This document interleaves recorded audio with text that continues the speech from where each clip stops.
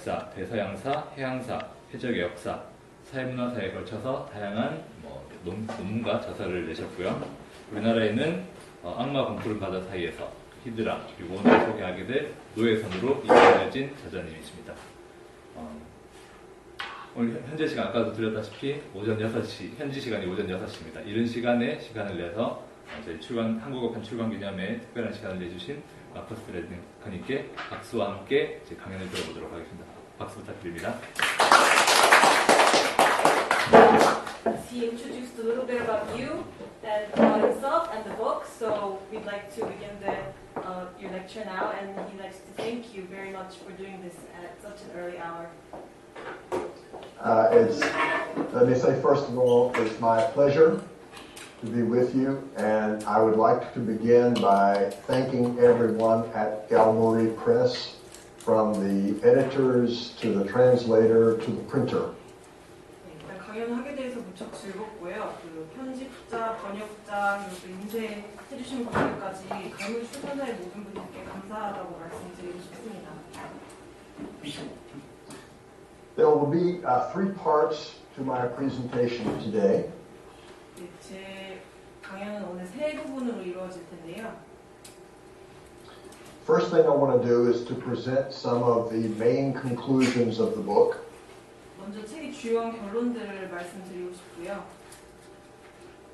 I also want to talk about the personal experience of writing the book, especially what I have learned about race in America.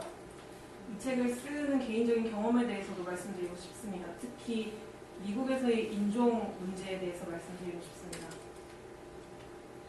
And the final topic I want to address is how the slave ship is still an active presence, how it affects us today. 마지막으로는 노예선이 어떻게 지금 우리 시대에도 현존하고 있는지, 우리에게 어떤 영향을 주고 있는지를 말씀드리고 싶습니다.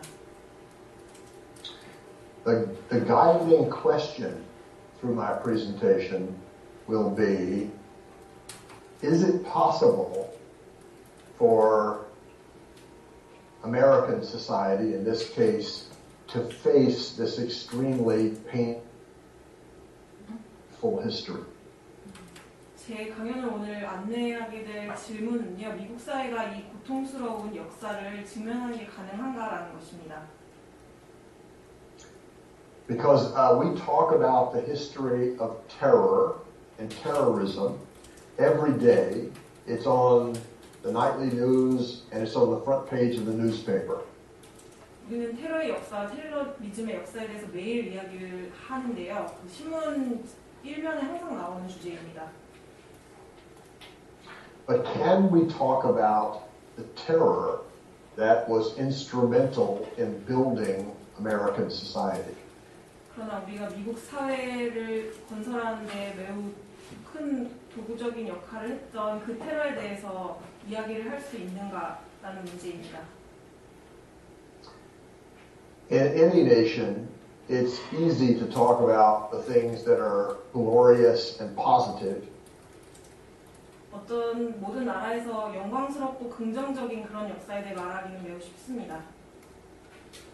But it's extremely difficult to face what we might call the dark pages of history. 그러나 역사의 어두운 페이지들이라고 부를 수 있을 그런 것들에 대해 이야기하기는 어렵습니다. But I would also add that the ability to face the dark pages of history is the truest test of a democratic society. 그러나 저는 이 어두운 페이지를 얼마만큼 직면할 수 있는가가 바로 민주주의 사회의 능력을 테스트하는 지표가 된다고 생각합니다.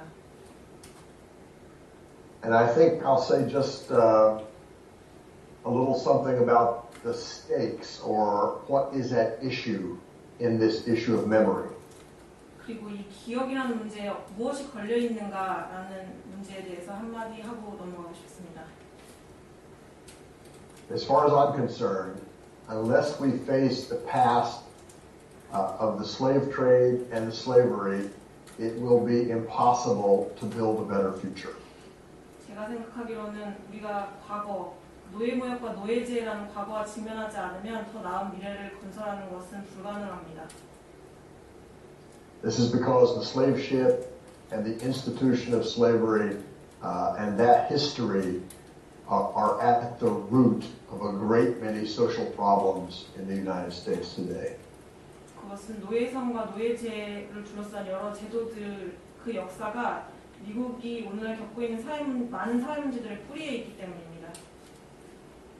Okay, so let me begin by giving a little background about the history of the slave trade. 노예제의 그 배경에 대한 역사적인 내용을 조금 다루고 가겠습니다. As everyone knows, the slave trade, the African slave trade, the Transatlantic slave trade begins in roughly 1500 and goes on until almost 1870. It's almost 4 centuries long.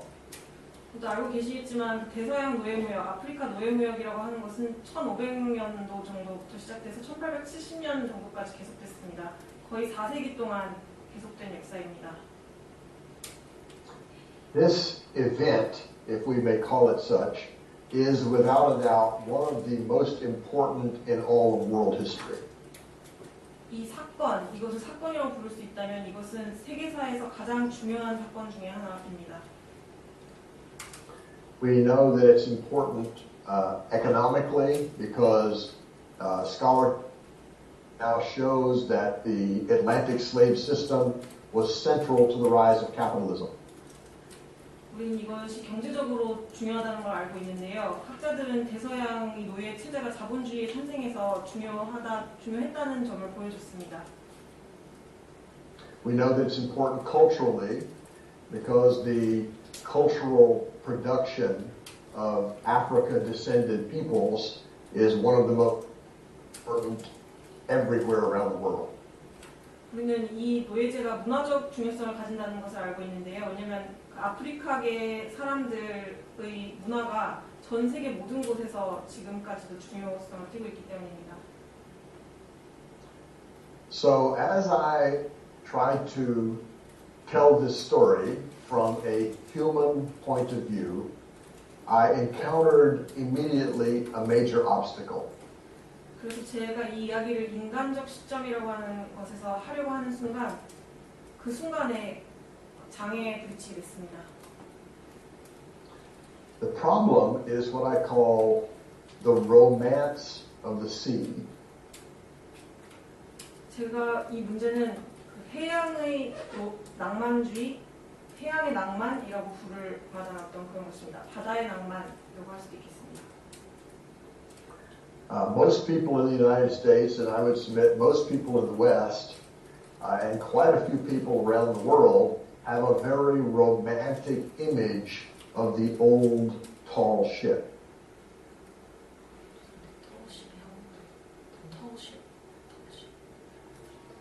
범선인가요?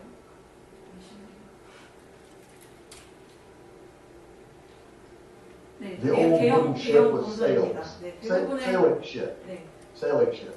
대부분의 미국 사람들이 그렇고 또 서구의 대부분 사람들이 그럴 것이고 또 세계의 많은 사람들도 그 대형 범선이나 그 큰 도시 달린 그 배에 대해서 굉장히 낭만적인 생각을 가지고 있습니다.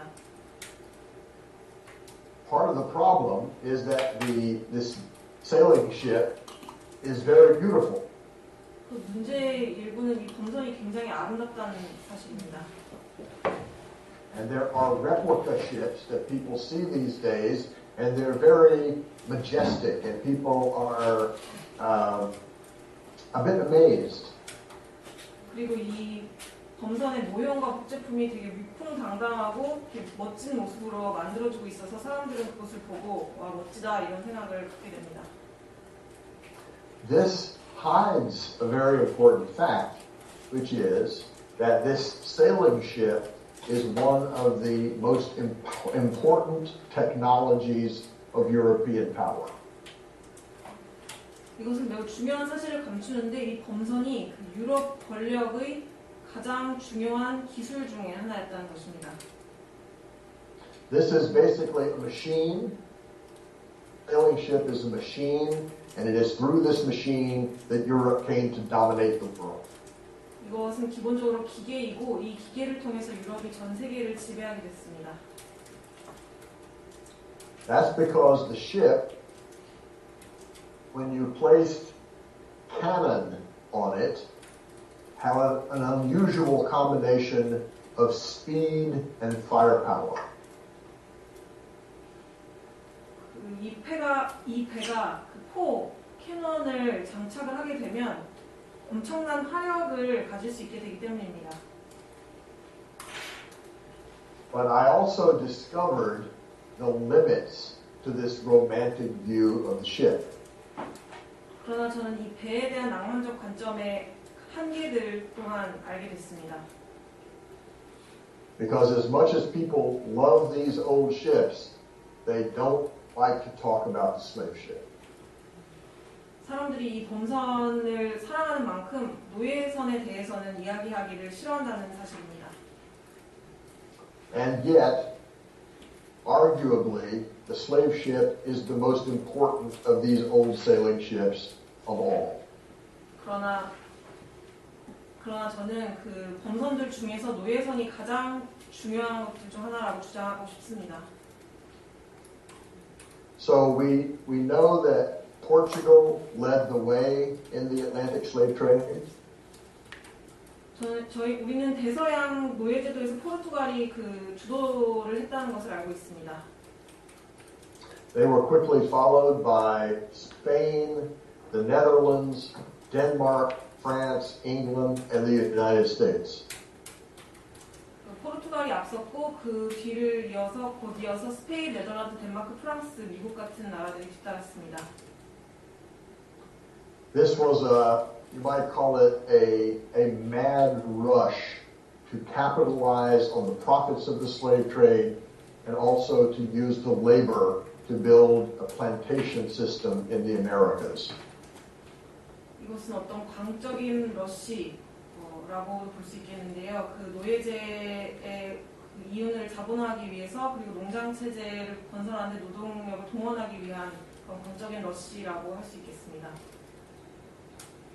Because the slave trade was such a big business, we have elaborate records by which to reconstruct the statistics of the slave trade. 노예제가 워낙 큰 규모의 사업이기 때문에 그것에 관한 어떤 엄청난 통계 자료들이 축적돼 있습니다. And here I would introduce something called the Transatlantic Slave Trade Database. 그리고 여기서 저는 대서양 노예제 데이터베이스라고 하는 것을 여러분께 소개하고 싶습니다. This is a free and widely accessible online database with information about 36,000 voyages. 이것은 무료로 온라인으로 누구든지 접근 가능한 자료 창고이고요. 그 36,000여 번의 노예 항해에 대한 통계를 담고 있습니다. So we know, we have a very good idea that somewhere around 12 million people were loaded on slave ships in Africa. 그래서 우리는 이런 사실을 잘 알고 있습니다. 아프리카에서 약 1,200만 명 정도의 사람들이 노예선에 실렸고, and that somewhere around 9.5 million, maybe a little more, were delivered alive to the port cities in the Americas. 그리고 950만 명 정도가 그 미국의 항구 도시들로 산채로 배송되었습니다. Now, that number of people loaded onto the ship does not include the several million people who died in Africa before they ever reached the ships. 그러나 이 숫자는 아프리카에서 배 타기 전까지의 과정에서 죽었던 사람들의 숫자는 포함하고 있지 않습니다. The difference between the two numbers I gave, let's say 12 million and the 9.5 million delivered alive, the difference, that would be the number of people who died on what is called the Middle Passage. 그리고 제가 말씀드린 그 1,200만 명과 950만 명 사이의 그 차이는 중간 항로라고 부를 수 있는 과정에서 사망한 흑인들의 숫자입니다. The middle passage is basically the oceanic voyage from West Africa to wherever the ship is going. It might be Virginia, it might be South Carolina, it might be Jamaica, it might be Brazil. 중간 항로라는 것은 서아프리카에서 노예선이 목적지까지, 그러니까 그것이 버지니아든 사우스캐롤라이나든 자메이카든 목적지까지 가는 그 항해를 말합니다. Every morning, the sailors on the slave ships would bring up from the lower deck all of the dead bodies. 매일 아침 노예선의 선원들은 하갑판에서 죽은 노예들의 시체를 가지고 올라와야 했습니다. They would then be thrown over the rails of the ship into the water to be ripped apart by sharks that followed the vessels across the Atlantic. 그리고 그 시체들은 배 난간 밖으로 던져졌고 그 대서양을 따라서 그 배를 따라서 계속 이동했던 상어들의 먹이가 되었습니다. Now, having given some statistics, I also want to say that we must not take comfort in the abstractions of numbers. 이제 이렇게 통계를 드렸는데요. 그와 동시에 우리가 숫자의 추상에 그쳐서는 안 된다는 말씀을 드리고 싶습니다. And here is a crucial point. As the great scholar activist C.L.R. James once said, 그리고 여기 핵심적인 문제가 있는데요. C.L.R. 제임스라는 그 훌륭한 학자가 말했듯이 the plantation system to which the slave ship was central created the greatest planned accumulation of wealth the world had yet seen. C.L.R. 제임스의 문구를 외우고 계시나요? 그러니까 노예선이 핵심이었던 농장 체제는 그 전까지 볼 수 없었던 가장 커다란 계획된 자본 축적 시스템이었다. 그걸 만들어냈다. 네, 라고 했다고 합니다. Okay, so one of the purposes in writing my book was to intervene against a statistical depiction of the slave trade. 그래서 제가 책을 쓴 목적 중 하나는 그 노예제에 대한 통계적인 묘사에 그치지 않기 위해서였습니다. It's extremely important in my view for political and moral reasons to think about the human dimensions of the slave trade and to understand the suffering that is sometimes sanitized and kept out of the statistical record. 그 통계들에서 배제된 그런 고통들을 이해하고 그 인간적 차원을 이해하는 것이 정치적이고 도덕적인 이유에서 저는 매우 중요하다고 생각합니다. 그런 통계들은 고통들을 이렇게 위생화한다고 하셨습니다. The average slave ship had about 300 enslaved Africans on board. 보통 평균적으로 노예선은 약 300명 정도의 노예를 태웠습니다. Very important to realize that they did not think of themselves as Africans. They did not. The slaves? Slaves.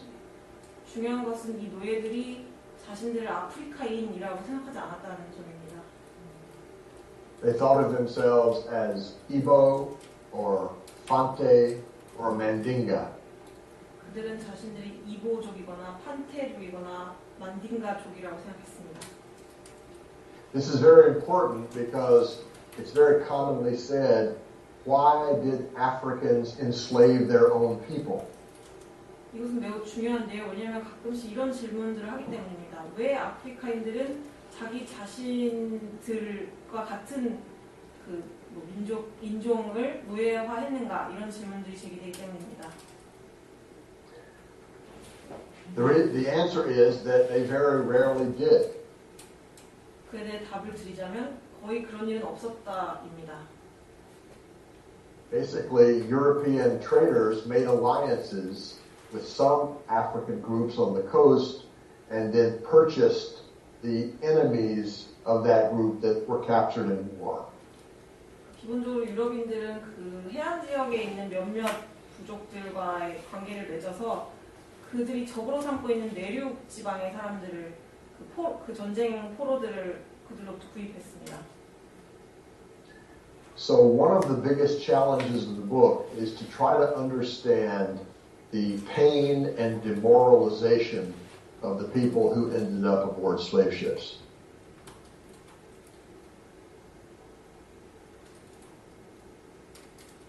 네, 그래서 책의 주요 과제 중 하나는 그 노예선을 탔던 사람들의 고통을 이해하는 것입니다.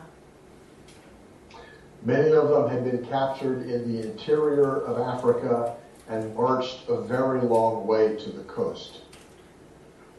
많은 이들이 내륙에서 잡혀서 해안까지 굉장히 긴 거리를 이동했습니다. There was mass death along the way. 대량의 죽음이 그 과정에서 있었습니다. When they reached the coast, they would be subjected to humiliating inspections of their bodies. 해안에 다다르면 모욕적인 신체 검사, 침 이런 것들을 받아야 했고요. They would be driven by violence at every step of the way. 매 단계마다 폭력에 의해서 강제됐습니다. And when they arrived on the coast and saw the ships, many people were astonished and could not imagine what this thing was. 그리고 해안에 도착해서 막상 배를 보면 너무 놀라서 이게 도대체 무엇인지 상상할 수도 없을 정도였습니다. Some people called it a floating island. 어떤 사람들은 물 위에 떠 있는 섬이라고 그것을 불렀고요. Most people did not know where they were going. 대부분의 사람들은 자신들이 어디를 향하고 있는지 알지 못했습니다. They had never seen these strange white people who were in control of the ship.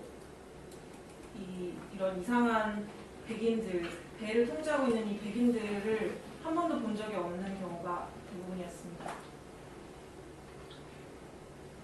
There was one very moving description that I read frequently when the slave ships had a full cargo and they would leave the coast of Africa. 감동적인 설명 일화 하나를 읽은 적이 있는데요. 그 노예선 하갑판이 가득 차서 서아프리카 해안을 떠날 때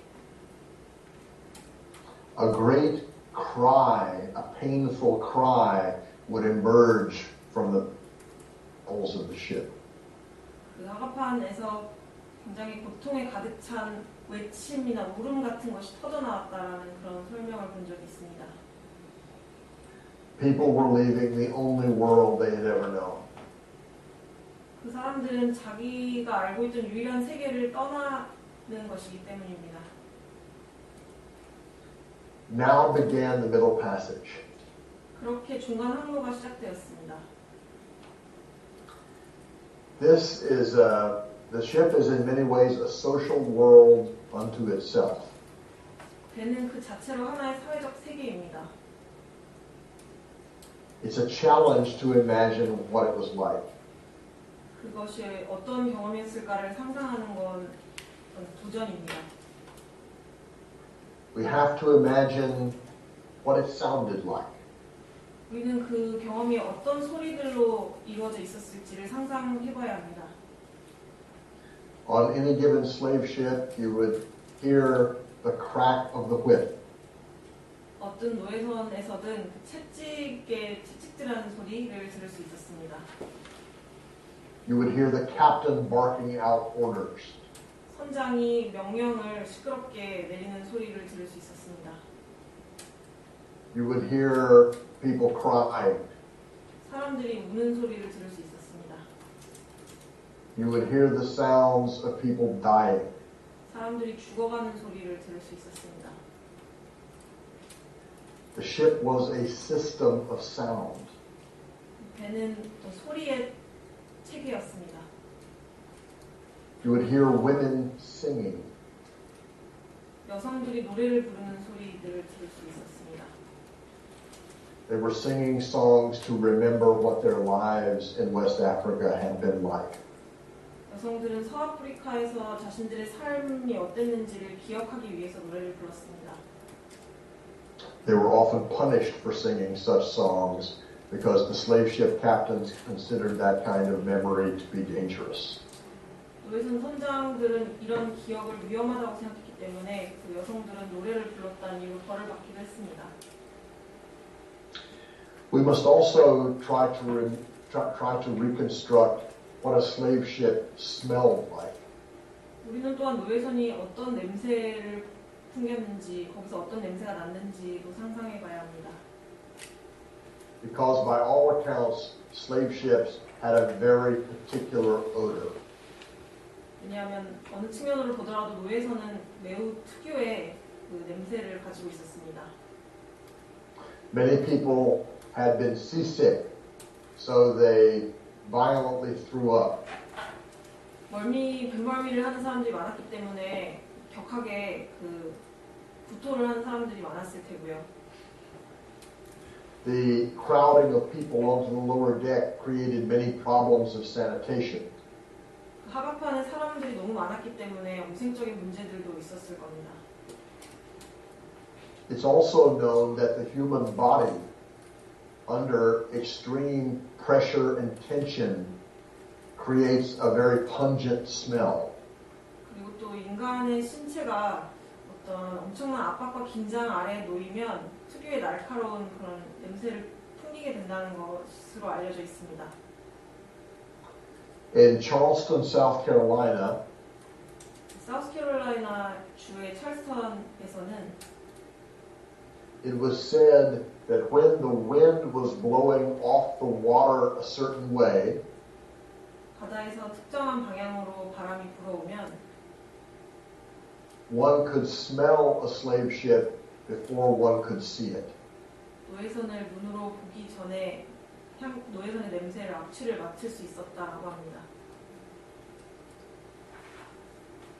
On these voyages over the long term of the slave trade, about one person in every 8 died on the Middle Passage.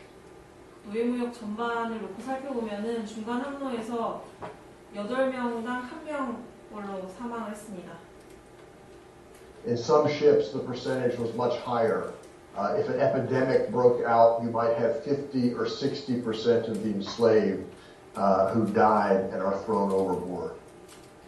어떤 배에서는 사망률이 더 높기도 했는데요. 어떤 뭐 역병이나 전염병 같은 것이 있으면은 하각판에 50-60% 노예들이 죽어서 그 배 밖으로 던져지는 경우도 있었습니다. These were called death ships.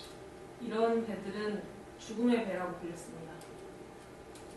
So on these vessels, it would be commonplace to hear the cries of people who were terrified and the groans of people who were dying.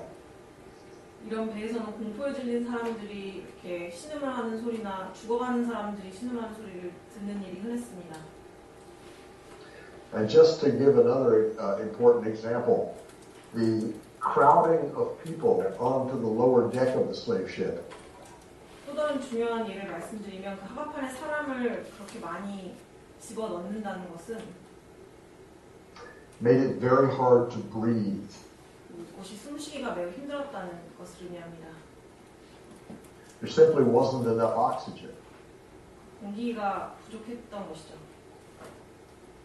So above the lower deck there would be these hatchways which would allow air to come into the lower deck. 그래서 그 하각판의 위쪽으로는 이런 구멍들이 나 있어서 공기가 그 하각판 안으로 들어갈 수 있도록 하는 구멍들이 있었습니다. And sometimes enslaved people would grab the bars of the hatchway and pull themselves up to get a breath of fresh air. 구멍이라기보다는 승강구라고 할 수 있는데요. 그래서 그 하각판의 노예들 중 일부는 그 승강구를 잡고 어떻게든 조금이라도 더 공기를 쐬기 위해서 이렇게 고개를 올리거나 하는 경우도 있었습니다. And the captain would then say to the sailors, drive them back down because they're blocking the air for everyone else. 그러면 선장이 선원에게 저들이 다른 사람들이 갈 공기를 막고 있으니까 저들을 밑으로 다시 내려가게 제자리로 내려가게 하라고 명령을 내리곤 했습니다. This brings us to one of the most important characteristics of the slave ship. 이것은 우리가 노예선의 가장 중요한 특징 중 하나를 생각하게 합니다. It was an instrument of terror. 노예선은 테러의 수단이었습니다. 테러의 도구였습니다. As such, it was made up of many smaller instruments of terror. 노예선은 좀 더 작은 여러 개의 테러 도구들로 이루어져 있었습니다. Metal shackles held on people's ankles. 금속으로 된 어떤 족쇄들이 사람들의 발목에 차여져 있었습니다. Metal manacles around the wrists. 손목에는 수갑이 채워져 있었습니다. Neck rings. Metal neck rings holding people in a chain. 네, 목에는 부역이라고 하네요. 칼이 채워져 있었습니다. And finally, probably the most important instrument of terror of all, 그리고 가장 중요한 테러의 도구는 the whip. 채찍이었습니다. Punishments were extremely important on board the slave ship because they were always meant to send a message to everyone. 처벌하는 것은 노예선에서 굉장히 중요했는데요. 모든 사람에게 어떤 메시지를 주기 위한 수단이 바로 처벌이었기 때문입니다. So when people resisted, and as we will see in a moment, resistance was very common. 그래서 사람들이 저항을 하면, 그리고 우리가 조금 이따 보게 되겠지만 저항은 노예선에서 매우 흔한 일이었는데요. The captain would always select the leaders of the resistance to make an example. 선장이 모범적인 사례를 보여주기 위해서 저항을 이끌었던 리더들을 지목하곤 했습니다. Those people would usually be tortured to death. 이 지목된 리더들은 대부분의 경우에 고문으로 사망에 이르렀습니다. In a slow, agonizing manner. 매우 천천히 그리고 고통스러운 방식으로 죽게 되었습니다. In full view of all of the people on board the ship. 그리고 배에 타고 있는 모든 사람들이 볼 수 있는 상황에서 죽게 되었습니다. The message was always the same. 메시지는 항상 똑같았습니다. If you resist, this is what we will do to you. 저항하면 당신에게도 이렇게 똑같은 일이 벌어지게 될 것이다. In the aftermath of a failed insurrection, 반란의 시도가 실패한 뒤에는 the decks of the ship would run red with blood. 선박의 갑판 위는 피로 흥건하게 되었습니다. So we conclude that the slave ship is not only a machine, 그래서 결론을 내리자면 노예선은 기계일 뿐만 아니라 but an instrument of terror. 테러의 기구였습니다. And to give an idea of what the machine produced, 그리고 이 기계가 무엇을 생산하는가에 대해서 말씀을 드리기 위해서 we would mention two products. 두 개의 그 품목, 생산물을 말씀드리겠습니다. First, labor power. 하나는 노동력입니다. And secondly, categories of race. 두 번째는 인종의 범주입니다. Let me say a little bit about the second. 두 번째 인종의 범주들에 대해서 말씀드리겠습니다. When Africans, multi-ethnic Africans, people with many different ethnicities, 다종족, 다인종 아프리카인들이 when they're loaded onto the ships, 파가판에 선적되면 after they cross the ocean, 그리고 배를 타고 그 바다를 건넌 후에 they are unloaded from the ship as members of the Negro race. 그들은 니그로 인종의 일부로서 그 배에서 내리게 됩니다. Their identity has been racialized. 그들의 정체성이 인종화되는 것입니다. And a similar process goes on among the sailors. 그리고 선원들에게도 유사한 일이 벌어집니다. Sailors were also notoriously multi-ethnic. 선원들도 굉장히 다양한 그 인종과 민족적 구성을 보였는데요. A slave ship, a typical slave ship, might have English, Irish, Scottish, French, Dutch, and African sailors. 전형적인 노예선을 생각해 보면은 영국인, 아이리시인, 프랑스인, 아프리카인 등등 매우 다양한 그 국가에서 온 또는 곳에서 온 사람들로 구성돼 있었습니다. 선원들이요. This is called a motley crew. 이것은 잡다한 무리라고 하는 것이기도 합니다. When they arrive on the coast of West Africa, 그들이 서아프리카에 도착하게 되면 no matter what the color of their skin, 그들의 피부색이 무엇이든 they are called the white people 그들은 백인이라고 불리게 됩니다. because they are in control of the ship. 왜냐하면 그들은 배를 통제하는 사람들이기 때문입니다. But as they cross the ocean, 그러나 그들이 바다를 건너면서 they lose some of their whiteness. 그들은 자신들이 갖고 있던 백인성의 일부를 잃게 됩니다. Because when they arrive in the port cities, they are surplus labor. 왜냐하면 그들이 그 항구 도시에 도착하면 잉여노동이 되기 때문입니다. They are not needed by the captain for the final voyage from the Americas back to the European port.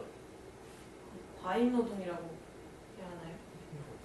아무튼 그 항구 도시에 도착하게 되면 선장이 다시 유럽으로 돌아가는데 선원을 필요로 하지 않기 때문입니다. 불필요한 사람들이 된다는 것입니다. So issues of race decline as issues of class return. 그래서 그 항구 도시들에 오면 선원들에게 있어서는 인종의 문제들이 이렇게 밑으로 내려가게 되고 하강하게 되고 계급적 문제가 상승하게 됩니다. Okay, so let me tell you that this was a very depressing book to write. 그래서 이 책이 매우 책을 쓰는 과정에서 우울했다는 것을 말씀드리고 싶습니다. But there is one part of the story that is heartening, that is inspiring. 그러나 영감을 주는 하나의 부분이 있는데요. That is that the enslaved people aboard these ships fought back in every way imaginable. 이 배를 타왔던 노예들이 상상할 수 있는 모든 방법으로 저항했다는 사실입니다. And in so doing, they demonstrated extraordinary creativity. 그리고 그 과정에서 엄청난 믿기 어려울 정도의 창의성을 발휘했습니다. They fought back by hunger strikes. 그들은 단식 투쟁을 했고요. This was one of their most important weapons to stop eating, and many people did successfully starve themselves to death. 이렇게 먹지 않는 것이 그들이 가지고 있던 중요한 투쟁 수단 중 하나였고 실제로 많은 노예들이 성공을 해서 단식을 하다가 사망했습니다. But the slave ship captain would do everything he could to prevent this from happening because those people were, for him, capital investments. 그들은 노예선 선장에게는 자본을 투자한 대상이었기 때문에 이런 일이 벌어지지 않게 하려고 그들이 단식해서 죽는 일이 없게 하려고 자신이 할 수 있는 모든 일을 해서 단식을 막으려고 했습니다. And every captain would therefore have on board a small machine called a Speculum Horse. 그래서 모든 선장은 배 위에 스페큘럼 오리스라고 하는 작은 기계를 배에 가지고 있었습니다. This was something that was forced down the throat of a hunger striker. 이 기계는 그 단식을 하는 노예의 목구멍으로 집어넣을 수 있게 된 기계였습니다. It had 3 prongs which could be opened turning a key. 그래서 이렇게 열쇠를 돌리면 이렇게 벌어지게 되는 3개의 날이 있었다는 얘기 같습니다. This would serve to open up the person's throat from within so that liquid food could be poured down his or her throat. 그래서 목구멍이 벌어지게 되고 그러면 그 목구멍으로 액체로 된 음식물을 집어넣을 수 있었습니다. 강제로. This tells you how basic the struggle was. Are we going to live or are we going to die? 그러니까 이 노예들의 투쟁이 죽느냐 사느냐 하는 그런 아주 기초적인 문제였다는 것을 보여줍니다. Many people chose to commit suicide by other means. 그리고 많은 사람들은 다른 방법을 통해서 자살을 했습니다. For example, jumping over the side of the ship into the sea, even though they knew they would be torn apart by sharks. 상어들한테 뜯겨 죽을 것을 알면서도 배 밖으로 뛰어내리는 것을 선택했습니다. So in order to prevent that, the captains would build these nettings, these complex sets of nets around the edge of the ship so that people couldn't jump overboard. 그래서 이 배를 되게 복잡한 망을 만들어서 배를 감싸함으로써 노예들이 배 밖으로 뛰어내릴 수 없게 하려고 했습니다. And of course, there were major uprisings or insurrections. 그리고 봉기들이나 반란들도 있었습니다. This is one of the major findings of new research on the slave trade. These insurrections were much more common than we thought. 노예무역의 연구에서 이제 새롭게 발견되고 있는 부분들인데요. 우리가 알고 있는 것보다 훨씬 더 봉기와 반란이 잦았습니다. So my point is that among these people who spoke many different languages, 그래서 제가 하고 싶은 말은 이 여러 다른 언어를 쓰는 사람들 사이에서 they had a common language in resistance. 저항에 있어서는 이들이 공통어를 가지고 있었다는 것입니다. A language of fighting back. 맞서 싸운다는 언어였습니다. But they also developed other languages. 그러나 이들은 또 다른 언어들도 발전시켰습니다. Literal languages so that they could communicate in a trans-ethnic way. 다양한 인종들 간의 소통을 하기 위해서 문자적인 언어도 만들어냈습니다. One of the most creative responses was the building of what anthropologists call fictive kinship. 그 인류학자들이 Fictive Kinship, 가상의 혈족이라고 부르는 그것을 만들어낸 것이 가장 창조적인 그들의 이유 중 하나라고 생각합니다. This happens when people who are not biologically related start calling each other brother and sister. 이것은 생물학적으로 전혀 관련이 없는 사람들끼리 서로 형, 누나, 자매 이렇게 부르기 시작하면서 일어납니다. It's basically rebuilding the kinship that had been shattered by enslavement. 노예화로 인해서 파괴된 혈족 관계들을 다시 만들어가는 과정입니다. And these kinship relationships would then be carried off the ship. 그리고 이 관계들이 배에서 내려서까지도 계속되었습니다. So that people in Virginia or Jamaica or Brazil would say, 그래서 버지니아와 자메이카, 브라질에 내린 사람들이 서로 "That's my brother. We came over on the same ship." 저 사람이 내 형이야, 형제야, 우리 같은 배를 타고 왔어 이렇게 말을 하게 되었습니다. And those people, if they had children, would teach that shipmate. They would teach their children to call that shipmate uncle or aunt. 그리고 그들이 아이를 낳게 되면은 그 아이들에게 저 사람을 삼촌이나 이모나 그렇게 불러라라고 가르쳐 주었습니다. So here's the point, the main point about this resistance. 그래서 이 저항의 핵심은 여기 있습니다. even under these most extreme circumstances of oppression, 그 핵심은 그토록 극단적인 억압의 경험들 속에서도 people still found ways to be creative. 사람들은 여전히 그런 상황 속에서도 창의적일 수 있는 방법들을 찾아냈다는 점입니다. Something new was being built on board those ships. 그 배 위에서 무언가 새로운 것이 만들어지고 있었습니다. You could say that on the ships we saw the birth of what will become African American culture. 그 배 위에서 우리가 이제 아프리카계 미국인 문화라고 부르는 것이 탄생하는 과정이 있었다라고 할 수 있겠습니다.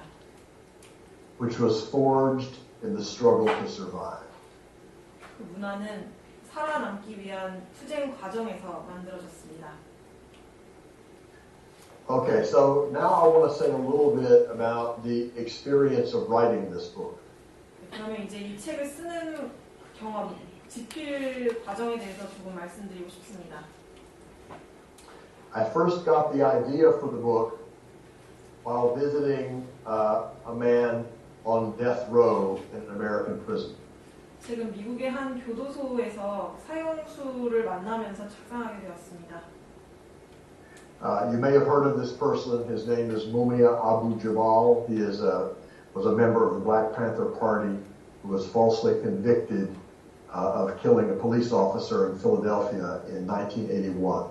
1981년에 경찰관을 죽였다고 부당하게 기소를 당해서 사형수가 된 무미야 아부 자말이라고 하는 사람인데요. 아마 여러분이 알고 있을 수도 있겠습니다. We were talking about the historical relationship between race and terror. 인종과 테러의 역사적 관계에 대해서 그와 대화를 나누게 되었습니다. Because in America, as in many other places in the world, 왜냐하면 세계 여러 곳에서도 그렇지만 미국에서는 the experience of race has been an experience of terror. 인종의 경험이 테러의 경험이기 때문입니다. That's true in slavery.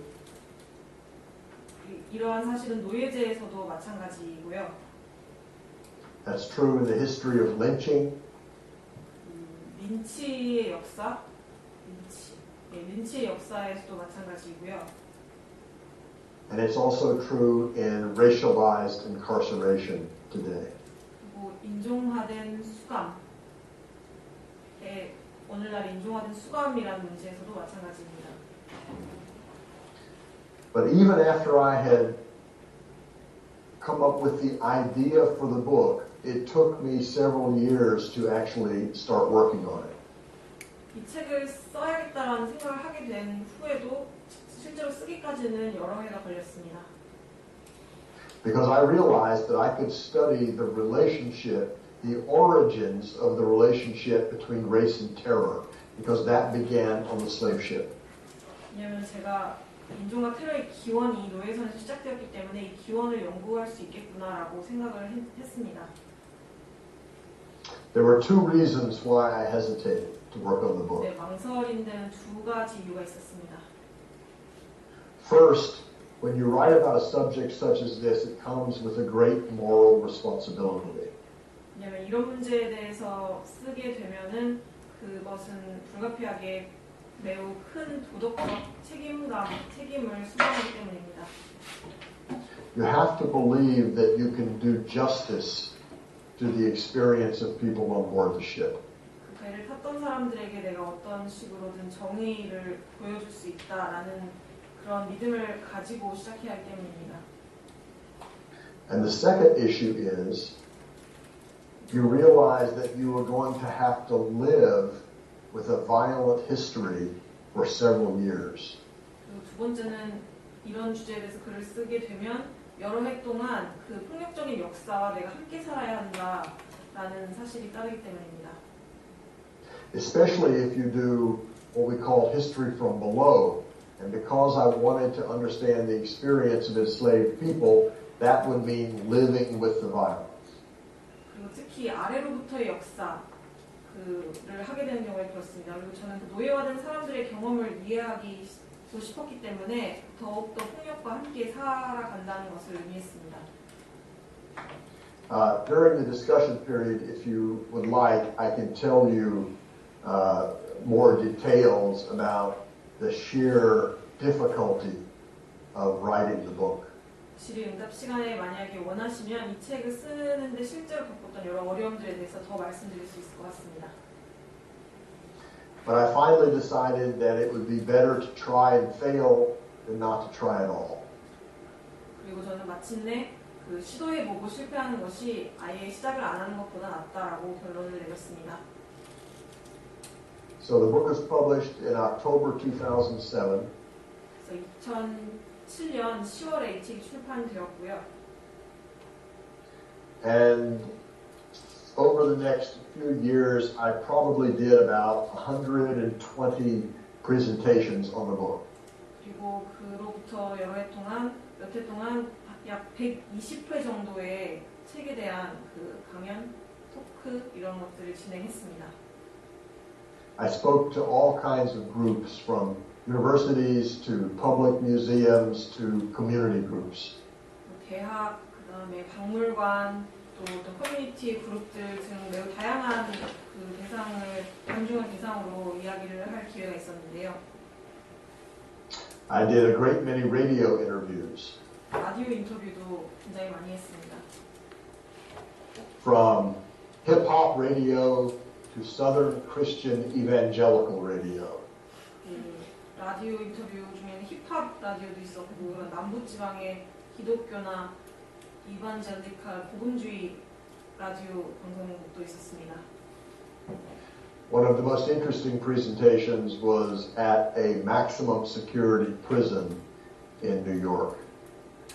뉴욕에 있는 그 최고 경비 교도소라는 에서 진행한 강연이 가장 흥미로웠는데요. So here's what I learned. 제가 배운 것은 다음과 같습니다. There is a tremendous amount of emotion out there about this history. 이 역사에 대해서 세상에 사람들 사이에 굉장히 많은 양의 감정이 있다라는 것을 배웠습니다. There's a great deal of pain, there's a great deal of sadness, and there's a great deal of anger. 고통과 슬픔과 분노가 모두 많이 있다라는 것을 배웠습니다.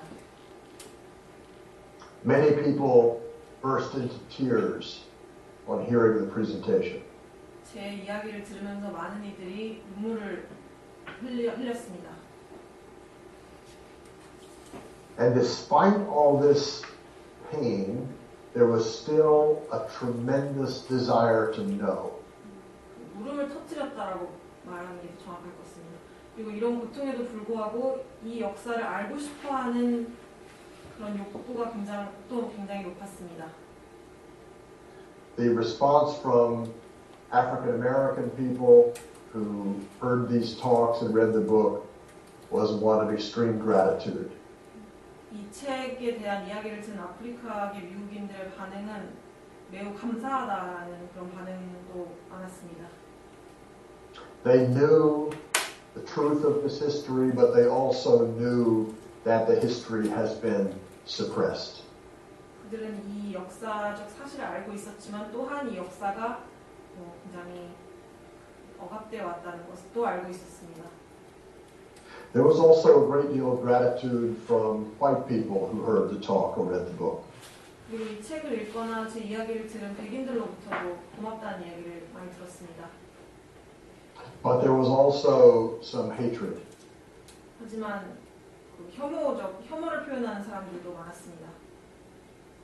I got mail from angry white people who basically wanted me not to tell the story.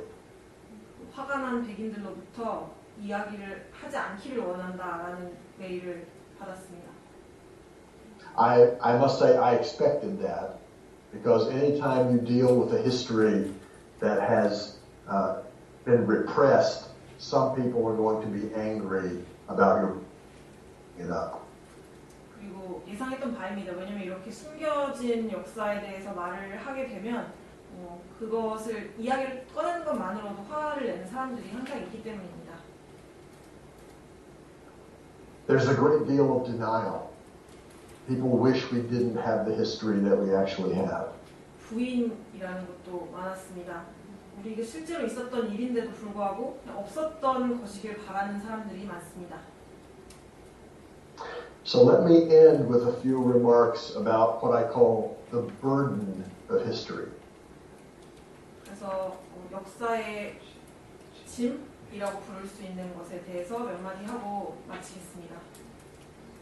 Because in the United States, we live with the legacy of the slave trade every single day. 왜냐하면 미국에서 우리는 매일같이 일상적으로 노예제의 유산과 함께 살아가고 있기 때문입니다. Let me begin with a point that is obvious but is not always remembered. 굉장히 명백한 사실이지만 늘 기억되지는 않는 어떤 그 지점으로 시작하겠습니다. Slavery in American history is very recent. 미국사에서 노예제는 매우 최근의 일이라는 점입니다. I know people whose grandparents were slaves. 저는 자신의 조부모들이 노예였던 사람들을 알고 있습니다. It's only a few generations. 불과 몇 세대 전의 이야기입니다. It's very close to us in time. 시간적으로 우리와 매우 가깝습니다. Now, I should also add, one of the most important conclusions that scholars have drawn about slavery in recent years 그리고 또 학자들이 노예제에 대해서 최근에 내린 결론 중에 가장 중요한 것 중 하나는 is that slavery is absolutely central to all of American history. 노예제가 미국사 전체에서 절대적으로 중요하다는 점입니다. So the question, and this is where I began this talk, is can we face it? Can we tell the truth? 그렇기 때문에 질문은 우리가 과연 이것을 직면할 수 있는가, 우리가 진실을 말할 수 있는가입니다. Now, it is true that because of the civil rights movement and the Black Power movement, 시민권 운동과 블랙 파워 운동 덕분에 we have made real progress. 진보들이 있었던 것은 사실입니다. For example, the slave trade and slavery are now taught in American primary and secondary schools. 예를 들어서 노예제와 노예무역에 대해서 이제는 초등, 중등 학교에서 미국에서 가르칩니다. But in my view, there is still a great distance to go. 그러나 아직 갈 길이 멀다고 생각합니다. Especially in facing the violence and the consequences of the slave trade and slavery. 특히 노예제와 노예무역의 폭력과 그 결과들에 대해서 직면한 데까지는 갈 길이 멀다고 생각합니다. So I am one of a great many scholars who now think that we need to consider slavery in a new way. 그래서 저는 노예제를 새로운 방식으로 고려해야 된다라고 생각하는 여러 학자 중 한 명입니다. Not just as a collection of atrocities, 어떤 잔악한 일들이 그 묶음으로서가 아니라 not even merely as a system of extreme exploitation, 극단적인 착취의 시스템으로서만이 아니라 but as something that is now called a crime against humanity. 인간성, 휴머니티에 대한 범죄로 바라봐야 한다고 생각합니다. A crime against humanity is a violent set of events that affects the entire society for many generations. 인류, 인간성에 대한 범죄란 여러 세대에 걸쳐서 계속해서 영향을 미치는 어떤 폭력적인 범죄의 집합을 말합니다. So when people say today, as is very common, oh, that's in the past, that's over, 오늘날 사람들이 흔히 말하듯이 뭐 옛날 일이야, 그건 끝났어 이렇게 말을 하곤 하는데요. We say that's the point about a crime against humanity. It's not over. It's still with us. 인류에 대한 범죄라고 할 때 포인트 핵심은 아직 끝나지 않았다라는 것입니다. 아직 그것이 우리와 함께 있다라는 점입니다. And we see it in many ways. 그리고 우리는 이런 사실을 여러 방면에서 확인할 수 있습니다. Discrimination, 차별, poverty, 빈곤, racialized poverty, I should say, 인종화된 빈곤이라고 해야겠습니다. and massive structural inequality. 그리고 대규모의 구조적인 불평등입니다. All of these things are closely linked to the history of slavery. 이런 모든 것들이 노예제의 역사와 매우 밀접한 관련이 있습니다. So I conclude that the slave ship is still sailing. 그래서 저는 노예선이 아직 항해를 하고 있다고 결론 내립니다. It still haunts us. 그것은 여전히 우리 헌트를 어떻게 했어요? 책에서 헌트 표현이 나오는 표현입니다. 네, 우리에게 유령처럼 우리와 함께 있습니다. It's a ghost ship. 그것은 유령선입니다. And we can remove it if we have the courage to face our past. 그리고 우리가 우리 과거에 직면할 용기가 있다면 그것을 제거할 수 있습니다. Thank you very much. 감사합니다.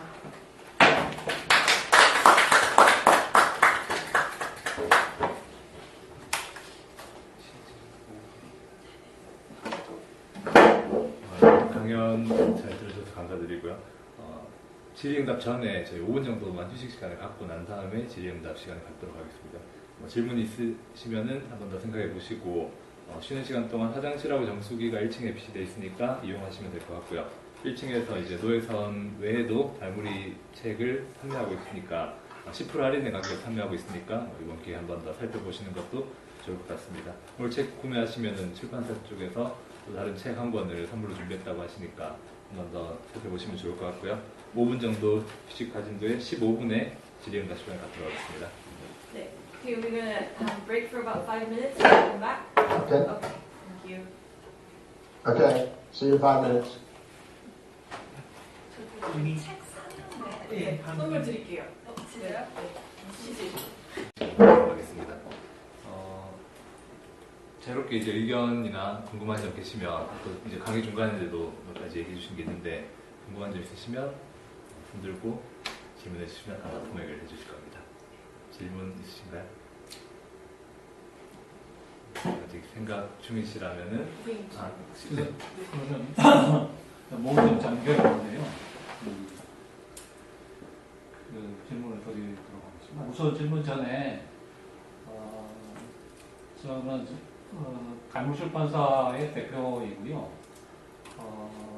이번에 갈무출판사를 통해서 노예선을 이렇게 출판할 수 있게 해줘서 제작에 일단 감사드리고 싶습니다.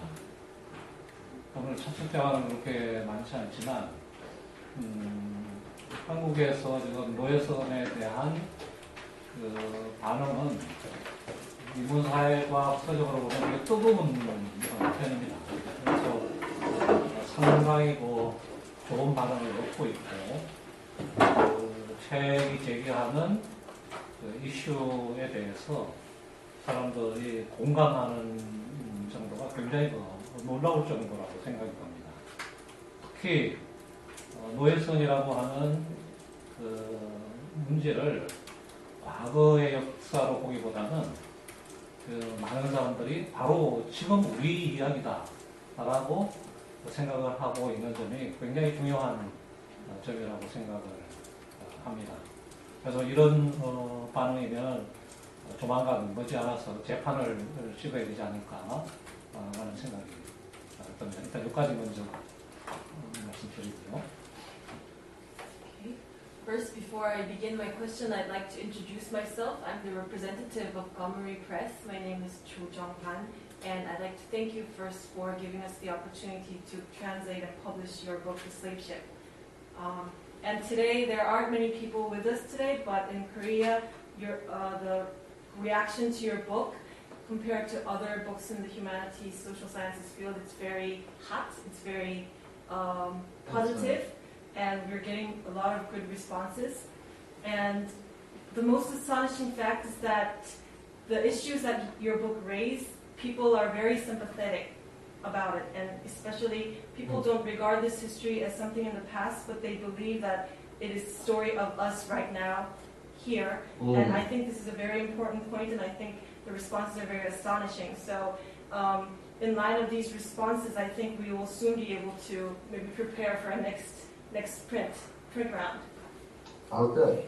Let me tell you how that news warms my heart to think that the book is very meaningful to readers in Korea right now and that connections are being made.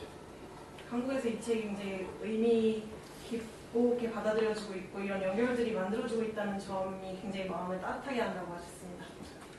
질문을 드리고 싶은데요.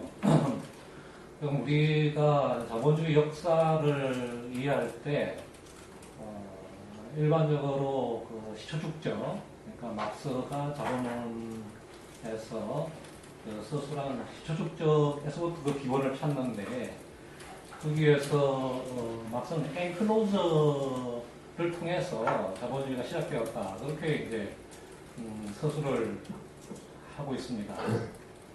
엔클로저는 그러니까 농촌으로부터 농촌의 그 토지로부터 농민들을 이제 폭력적으로 분리시키는 과정이라고 할 수가 있겠는데 바로 이러한 막스의 관점에 대한 비판이자 보충으로서 실비아 페데리치는 그 캐리건과 마녀에서 바로 그 마녀 사냥, 그러니까 여성을 자신들의 그 친숙한 생존 환경으로부터 강제적으로 분리시키는 그 마녀 사냥을 자본주의적 시축적의 또 다른 아주 중요한 그 축인데 막스가 그걸 빠뜨렸다, 그렇게 비판을 했습니다.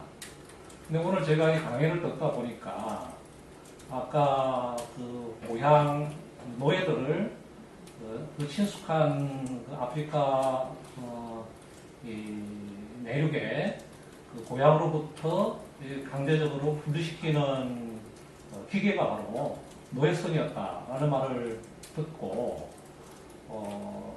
이 프롤레타리아트 형성에 또 다른 경로가 있었던 것이 아닌가. 그래서 바로 인종화된 경로로서 흑인 농민들, 흑인 주민들을 강제적으로 자신의 고향에서 분리시키는 역사적인 과정이 아주 대규모로 전개되었다는 의미인데, 바로 이거는 이제 엔클로저나 마녀사냥과 다른 또 다른 시초축적이고 프롤레타리아트 형성의 경로로 볼 수 있지 않을까 하는 생각이 드는데, 혹시 이런 것을 이제 이론화했는지 묻고 싶습니다.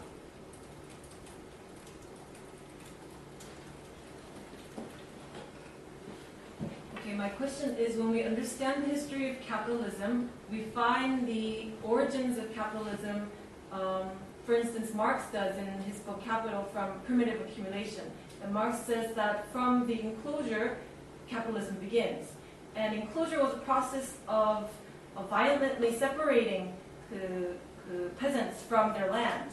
And as a criticism and as a supplement to this perspective of Marx, Federici wrote in her book Caliban and the Witch that witch hunt was a process of primitive accumulation that separated women from their intimate environment that they were friendly with.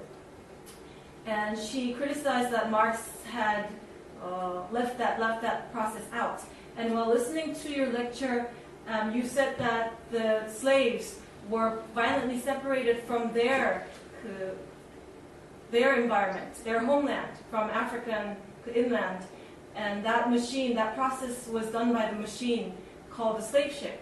And so I wonder if this process was another route of forming the proletariat, a racialized route, where the African people were violently and forcefully separated from their homeland, and this was a historical process that was very massively developed.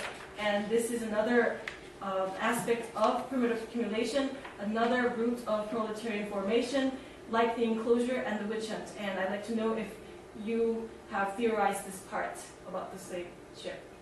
Yes, it's a wonderful question, and I'm very grateful for it. And the observation is absolutely true. 정말 좋은 질문이고요. 정말 감사합니다. 그리고 그러한 그 말씀은 절대적으로 사실이라고 생각합니다. The theoretical root of this book is an observation that was made in The Many-Headed Hydra, which was also published by Galmuri Press. 이 책의 이론적 뿌리는 그 히드라에서 이루어진 기찰입니다.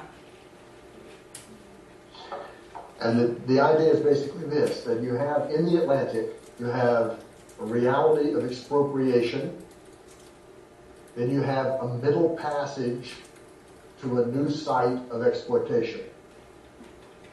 그 히드라도 역시 갈무리에서 나왔다는 점도 말씀하셨습니다. 그리고 그 말씀드리자면 대서양에서는 그 착취가 벌어진 현실이 있고, 그리고 can you tell me the other part about the middle passage once more? I'm sorry. Okay, so this is actually a universal aspect of Marx's theory of primitive accumulation. Do you mean universal as in global, or? Well, as in global, and even though I'm going to use the slave trade as an example, that it speaks to a much larger process. 그리고 이 노예 무역이라는 것 자체가 시초 축적의 어떤 지구적인 그 과정에 적용될 수 있는 이야기라고 생각합니다. So expropriation happens in West Africa primarily by military means, financed by the weapons of European capitalists. 그 expropriation이라고 하셨는데요. 그게 몰수라고 할까요? 징발? expropriation. 직용 착취. 직용 착취. 네, This 이런 것들이. dispossession. Yes, yes. Dispossession. That a word? 네, 그러니까 그 서구에서부터 화기 같은 걸 지원받은 사람들에 의해서 아프리카에서의 착취들이 징용들이 있었습니다. Okay. So, in order to build a global capitalist economy, 그러니까 전 지구적인 자본주의 경제 체제를 만들기 위해서는 people must be expropriated in one place and then moved somewhere else. 사람들이 어떤 한 곳에서 징발돼서 다른 곳으로 움직여져야 이동되어야 했다는 점입니다. The enclosure movement in England, 영국에서의 인클로저 운동은 rural workers or peasants are expropriated who then usually move to the cities where they are exploited in a new manufacturing economy. 농민들이 그 농촌에서 징발돼서 도시로 와서 공장의 노동력이 되는 과정이었습니다. Their movement is a middle passage. 그들의 운동도 역시 중간 항로이다라고 볼 수 있습니다. So middle passage is not only a description, it's a concept. 그러니까 중간 항로는 어떤 현상을 설명하는 용어라기보다는 개념이다라고 할 수 있습니다. So expropriation in Africa, middle passage, exploitation in America. 그러니까 아프리카에서의 징발, 중간 항로, 그리고 미국, 아메리카에서의 착취 이렇게 되는 것입니다. And this is definitely the formation of a global proletariat. 그리고 이 Part 과정은 of the process. 명백하게 그 전 지구적 프롤레타리아 형성 과정의 일부입니다. Sylvia Federici is a good friend of mine, and I think that the connection to her work is extremely appropriate. 실비아 페데리치는 제 친구이기도 하고요. 그녀의 작업과 저와의 작업을 연결시키는 것은 매우 적절하다고 생각합니다. And may I also suggest to my colleagues there in the room that I am currently organizing an international conference with the title Towards a Global History of Primitive Accumulation. 그리고 저는 현재 그 국제적인 컨퍼런스를 조직하고 있는데 시초 축적의 전 지구적 역사를 향하여라는 제목의 국제 컨퍼런스를 조직하고 있다라는 것을 여기 계신 저희 동료분들께 말씀드리고 싶습니다. This conference will be held in Amsterdam, in the Netherlands, May 9 through 11, 2019. 네, 이 컨퍼런스는 네덜란드 암스테르담에서 5월 9일부터 11일까지 2019년에 열릴 예정입니다. As soon as we end this session, I will send you the call for papers, which you can then circulate among people who may wish to make a proposal. 이 통화가 끝나고 나면은 그 컨퍼런스의 논문 투고 안내 메일을 여러분들께 보내드릴 테니까 관심 있는 분들께는 유통해 주시면 될 것 같습니다. So the question posed about primitive accumulation is not only about past work, it's about future work yet to be done. 그러니까 이 시초 축적에 대해서 제기해 주신 질문은 과거의 작업들에 대한 질문일 뿐만 아니라 앞으로 우리가 해야 할 작업과도 관련이 있습니다.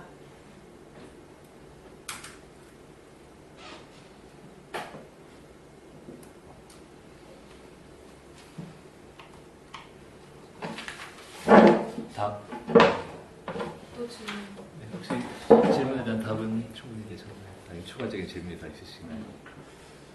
또 다른 질문들이 하고 제가 해야 좋을 것 같은데. 연결되는 질문이 아니시면 일단은 다른 질문을 먼저 받아보도록 하겠습니다. 다른 질문 혹시 있는 분 계신가요? 제가 좀 다른 질문을 드리고 싶은데요.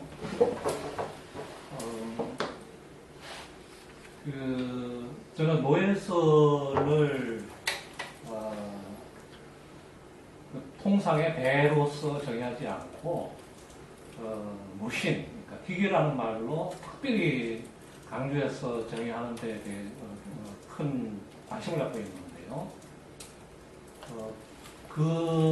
노예 무역이 시작될 때에 세계사적으로 어떤 조건이 있었길래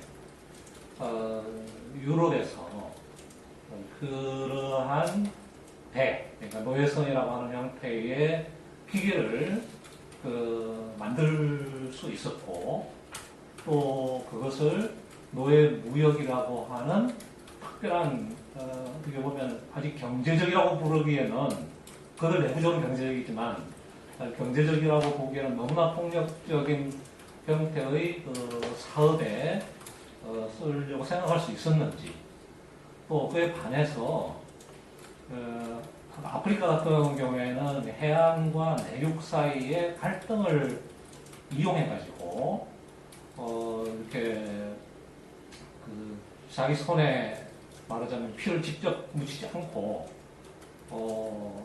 해안으로 내륙의 흑인들을 끌고 오고 그리고 그거를 노예선에 쉽게 만들었는데 그때 아프리카 사회는 어떤 조건에 있었기에 그런 기계에 대항할 수 있는 어떤 수단들을 전혀 갖지 못한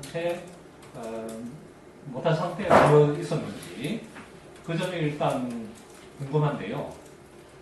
지금 현대에 있어서도 바로 이제 기계화라고 하는 것은 대부분 이제 미국적이거나 유럽적인 데서부터 시작되어 가지고 전 세계로 이렇게 퍼져나가고 있는 상태인데 이런 데 대한 우리의 대응 방식이 동일하게 기계적 방식이어야 되는지 아니면 아까 노예선 내부에서 이루어졌던 여러 가지 저항이라거나 반란과 같은 그런 형태들이 있다고 했는데,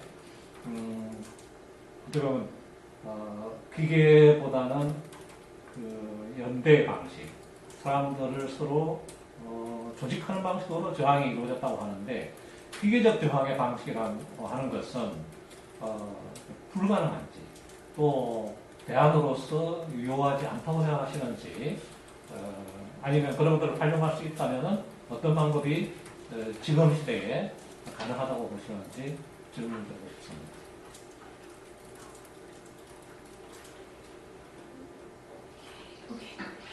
I'm especially interested in the part where you don't define the slave ship a ship, but as a machine.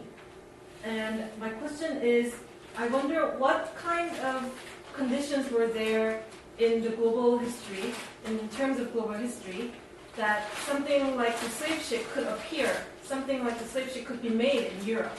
And how could they use this machine in something called the slave trade, which would be so violent to yet call economic? And how could they think of using this machine in something so violent as the slave trade? What was the historical condition for that?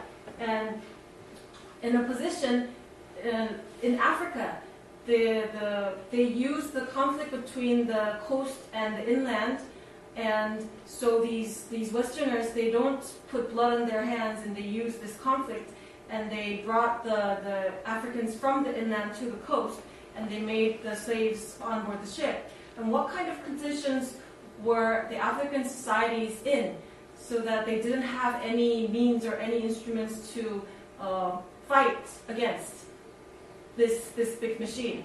And this relates to my question for our present times, because today also machinization is mostly American or European origin, and it's spreading throughout the world. And in devising alternatives or responses to this situation, should our responses be machinic? Or as you said, as you talked about the resistance that happened inside the slave ships, lots of resistances and insurrections, you said there were a lot of those kinds of revolts. And the people on board the slave ship, they used solidarity, ways of solidarity, and people organizing themselves. That was their way of resisting. So do you think that machinic resistances are impossible, or do you think that machinic resistances aren't valid as alternatives? Or do we have ways to think of utilizing machinic resistances, and what kind of ways are there? I'd like to ask your opinion about this. There are many, many big questions in that one question. 정말 큰 질문을 주셨다고 생각합니다. Okay, let me approach it this way. The slave ship is only conceivable in the long-term evolution of maritime technology in Northwest Europe. 노예선은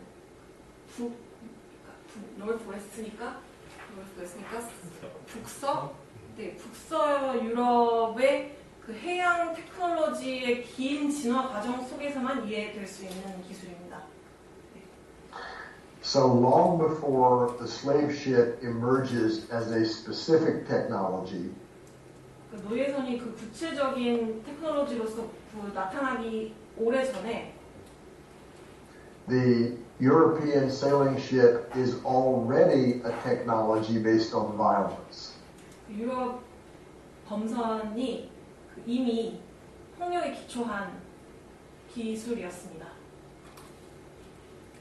I wrote about this in a book called Between the Devil and the Deep Blue Sea. 검푸른 바다와 악마 사이에서라는 책에서 제가 이 내용을 쓴 바 있습니다.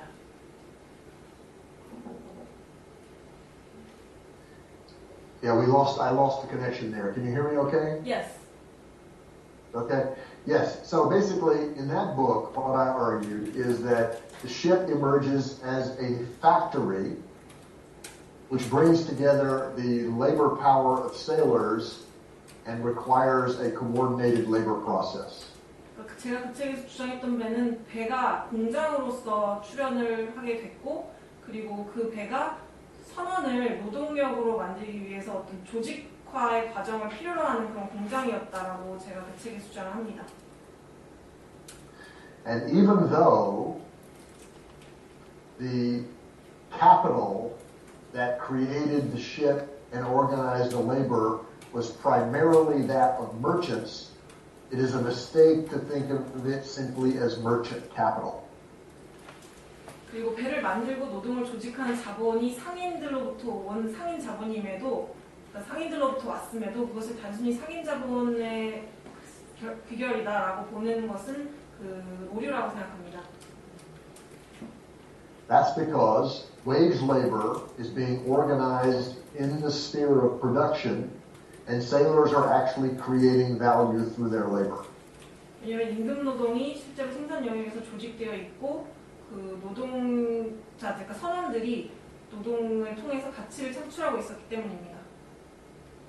So in many ways, the sailing ship is already established and available as a technology before the slave trade becomes a major part of world commerce. 그러니까 여러 측면에서 그 세일링 쉽이라는 것이 노예선 이전에 노예선에서 필요로 하는 많은 기술들을 이미 구현하고 있었다라고 볼 수 있습니다.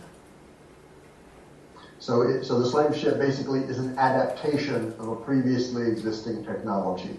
그러니까 노예선은 기존에 존재했던 기술을 이렇게 아댑트한 거, 채택하고 적용한 거라고 볼 수 있습니다. Okay, so the second question about the use of indirect means by Europeans to get what they want from West Africa. 그리고 그 유럽인들이 자기신들이 원하는 걸 갖기 위해서 간접적인 수단들을 사용했다라는 질문, 두 번째 질문에 대해서 말씀드리겠습니다. Theoretically, this is a matter which has been called the articulation of modes of production. 이론적으로 이것은 생산 양식, modes of production. 네, 생산 양식의 결합, articulation이라고 부르는 것입니다. So in this period when direct colonization of West Africa is made impossible by disease, especially malaria and yellow fever, 서아프리카의 직접적인 식민화가 말라리아나 황열 같은 그런 전염병들로 인해서 불가능해진 상황에서 European powers must use indirect means to get the labor power they want. 유럽 권력들은 자신들이 원하는 노동력을 얻기 위해서 간접적인 수단들을 써야만 했습니다. And one of the things that the European powers are very good at doing 그리고 유럽 권력들이 굉장히 잘하는 것 중 하나는 is playing the game called divide and conquer. 분할해서 분리시켜서 정복한다라는 것입니다. So strategic alliances made with coastal kingdoms 해안의 왕국들과 맺은 전략적인 동맹 관계들 becomes absolutely central to the success of the slave trade. 이 노예제에서 매우 결정적인 요소가 And 되었습니다. crucial to this is the pre-existing political and military history of West Africa, in which there are many, many different cultural groups and a great deal of conflict among them. 그리고 여기서 핵심적인 것은 서아프리카 지역의 군사적인 정치적인 역사일 텐데요. 그 지역에 여러 다른 문화적 그 집단들이 있고 매우 많은 갈등들로 그 역사가 점철되어 있습니다. So the European traders appear on the coast and they say to a coastal kingdom, we can sell you these very sophisticated guns which you can use to conquer your traditional enemies.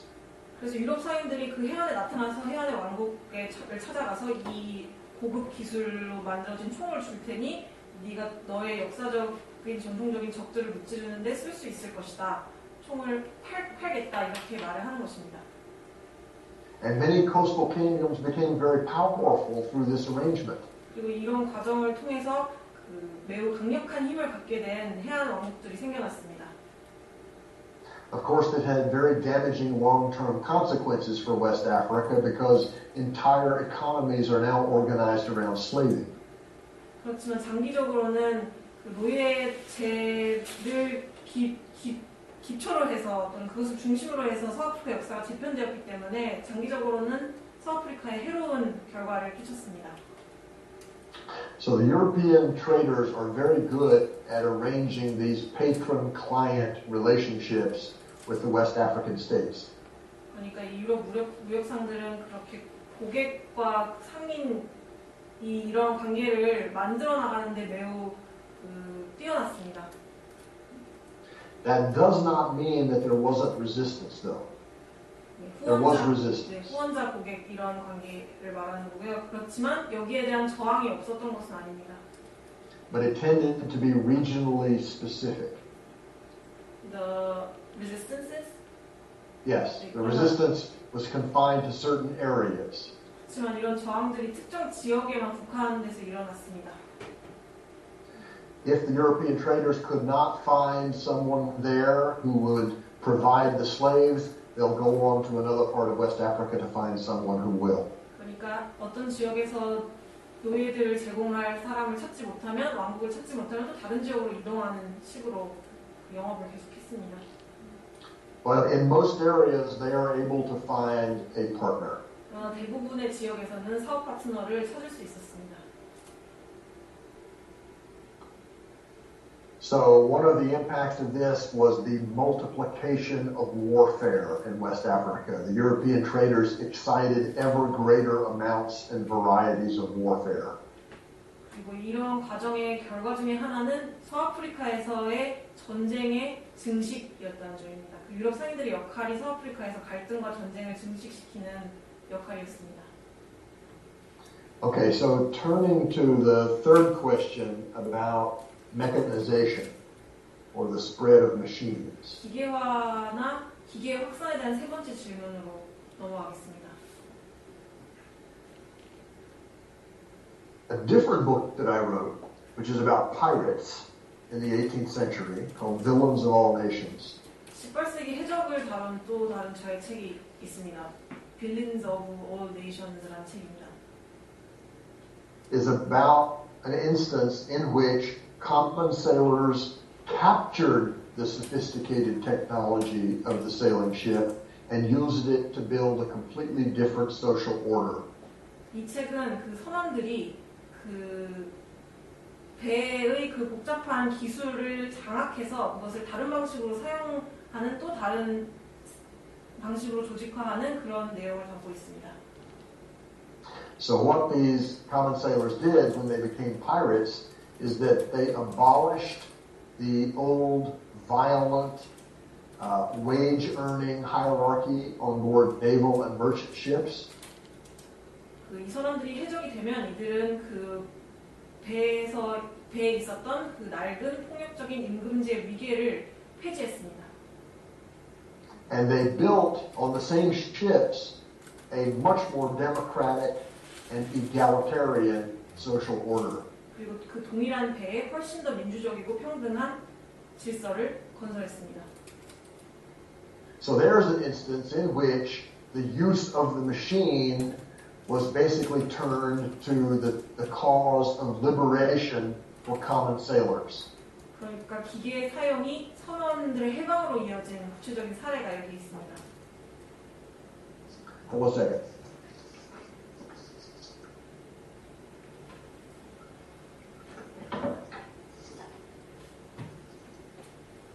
Okay, now to give a very different response to the same question. 그리고 동일한 질문에 대해서 조금 다른 답변을 드리자면요. I want to give you the example of the latest book that I published, 제가 가장 which is about 최근에 낸 책인 저 Fearless 벤자민 레이, 두려움 없는 벤자민 레이라는 책을 말씀드리고 싶습니다.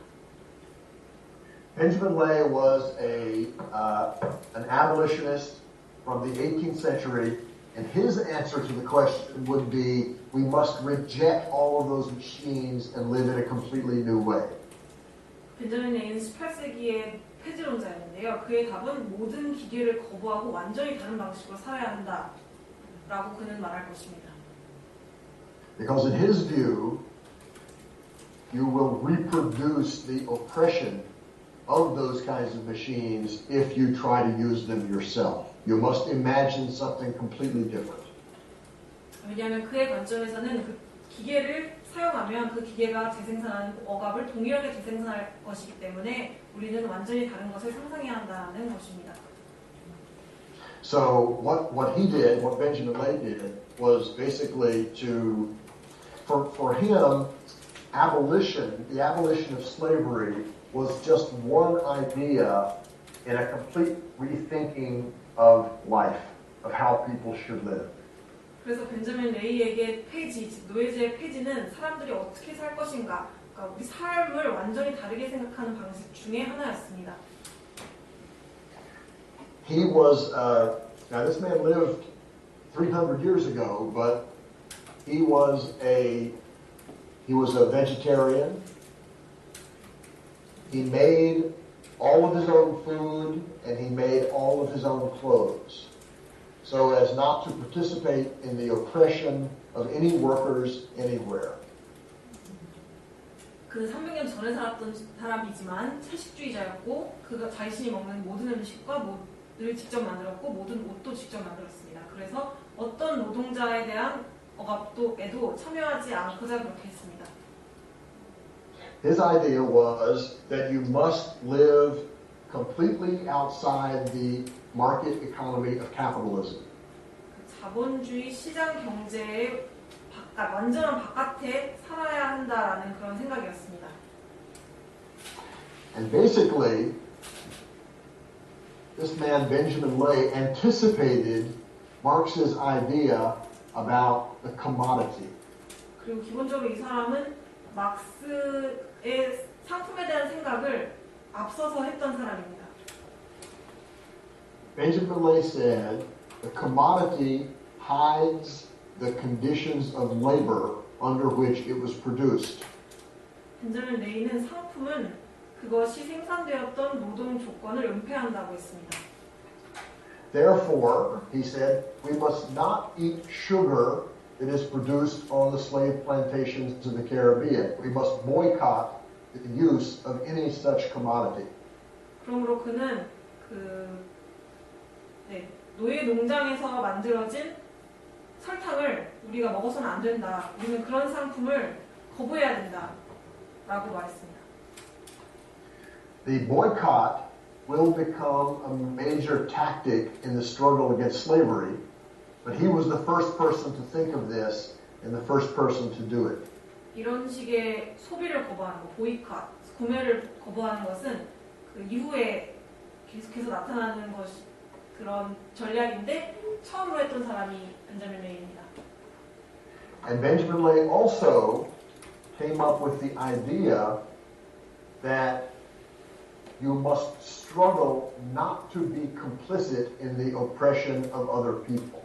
In other words, the politics of consumption are very important. 그리고 그는 우리가 다른 사람을 억압하는 그 과정에 공모하지 않을 방법을 생각해야 된다라고 그는 말했고, 그래서 소비의 정치, 다시 말해서 소비의 정치를 생각했던 사람입니다. So there you have two very different historical answers to the question about whether we can and should use the machines for liberation. 그러니까 제기하신 그 그러니까 기계를 해방의 수단으로 사용해야 하는가 아닌가에 대한 질문에 완전히 다른 두 개의 역사적 답변을 드렸습니다. I think Marx thought that we could. Marx's view is that we can use machines for liberation. That the expanded productivity of capitalism will make possible a new kind of life for everyone once the profits are socially redistributed. 저는 막스는 기계를 우리가 해방을 위해 사용할 수 있다라고 생각했고, 기계가 진전이 되고 발전을 하면서 그 이윤이 그 분배가 잘 되기만 한다면 모든 사람이 더 잘 살 수 있는 사회를 만드는 데 기여할 수 있을 거라고 생각했다고, 막스는 그렇게 보았다고 생각합니다. But the danger is that leaves mechanisms of exploitation in place. 그렇지만 그럴 때의 위험은 그 착취의 메커니즘들을 그대로 둔다는 점입니다. So in one instance, sailors used the ship for the sake of freedom, and in the case of Benjamin Lay, the abolitionist, he says, no, we have to, in a completely different way, and live outside machines and the capitalist market economy. 그럼 이제 두 개의 답변을 드렸는데 하나의 답변에서는 선원들은 자유를 위해서 배를 다른 방식으로 사용했고 벤저민 레이 같은 경우는 그 기계를 그러니까 반대쪽에서 그러니까 우리가 자본주의 바깥으로 가서 다른 방식의 삶을 생각해야 된다고 했습니다. 제가 아까 이윤이라고 말씀드렸는데 이윤이 아니라 생산물을 분배하는 것을 잘 한다면 모두에게 도움이 될 수도 있을 것이다. 이렇게 막스가 말씀하셨습니다. And my last point would be, it was much easier in the day of Benjamin Lay 300 years ago to live outside the capitalist economy than it is now. 그리고 마지막으로 말씀드리고 싶은 것은 벤저민 레이의 시대, 그러니까 300년 전에는 자본주의 시장 경제 바깥에 살아가기가 지금보다 훨씬 쉬웠을 거라는 이야기를 마지막으로 드리고 싶습니다. I really appreciate the question. 네, 질문 감사합니다. 추가적인 질문 혹시 보시면 저희가 미리 기존에 받았던 질문이 있어서 그 질문을 한번 연결해 보도록 하겠습니다.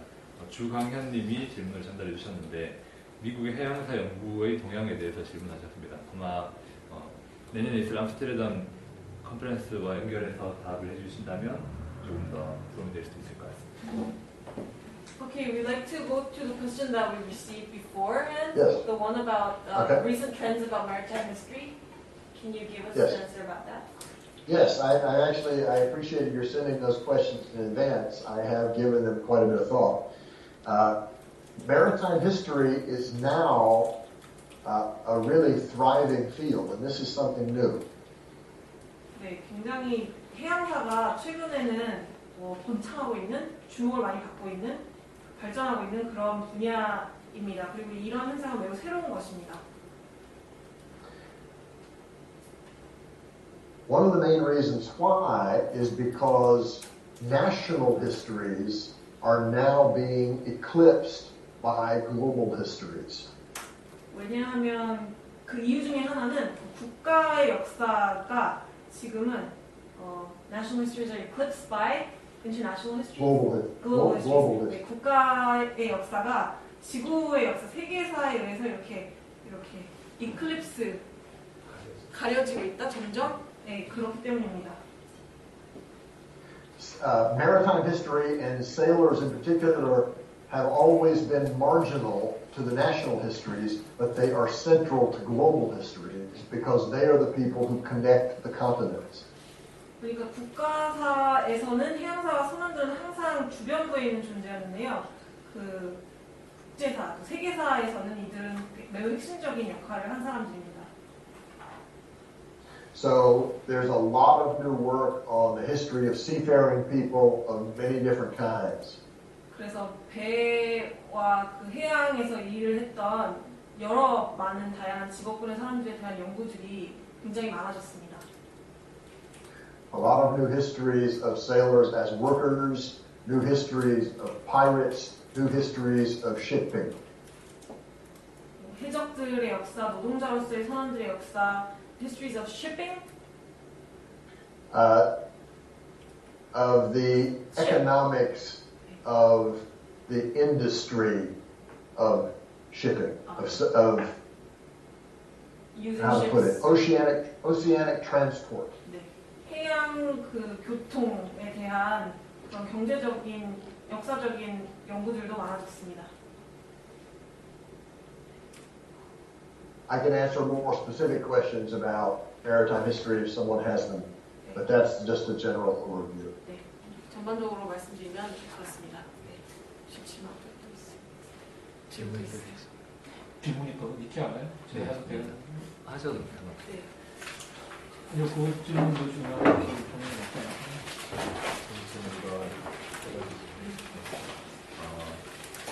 기존에 받은 질문으로 한번 더 연결해 보겠습니다. 신유진님께서 인간의 가치는 어디에 찾을 수 있는가? 라는 질문을 하셨습니다. We'd like to go to the question about where can we find the value of being human, of human. Yes. Now, I think that is actually an important question. And I think, in a sense, I've already answered that question by talking about resistance for the slave shipping. 중요한 질문이라고. This teaching, Go ahead, please. 중요한 질문이라고 생각하고요. 제가 그 노예선에서의 저항에 대해서 말씀드리면서 일종의 답을 했다고 생각합니다. In this situation in which on board the ship there is an overwhelming effort to turn human beings into property, 이런 상황에서 배 위에서 인간을 재산으로 만들기 위한 그런 압도적인 그 노력들이 이루어지고 있는 상황에서 or to impose the commodity form on the human being, 또는 인간에게 상품 형태를 강조를 부과하려고 하는 노력들이 이루어지고 있는 상황에서 these people demonstrate the power and the value of being human by fighting back. 이 사람들은 저항함으로써 인간임의 힘과 인간임의 가치를 보여줬다고 생각합니다. Because they say repeatedly in 100 different ways, we will not accept that sort of treatment. 왜냐하면 그들은 반복해서 수백 가지 다른 방식으로 우리는 그런 취급을 받아들이지 않겠다라고 했기 때문입니다. And to my mind, under these most extreme conditions, that is an assertion of what it means to be human. 제 생각에는 그런 극단적인 조건에서 그렇게 한다는 것은 인간이다라고 하는 강력한 선언이라고 생각합니다.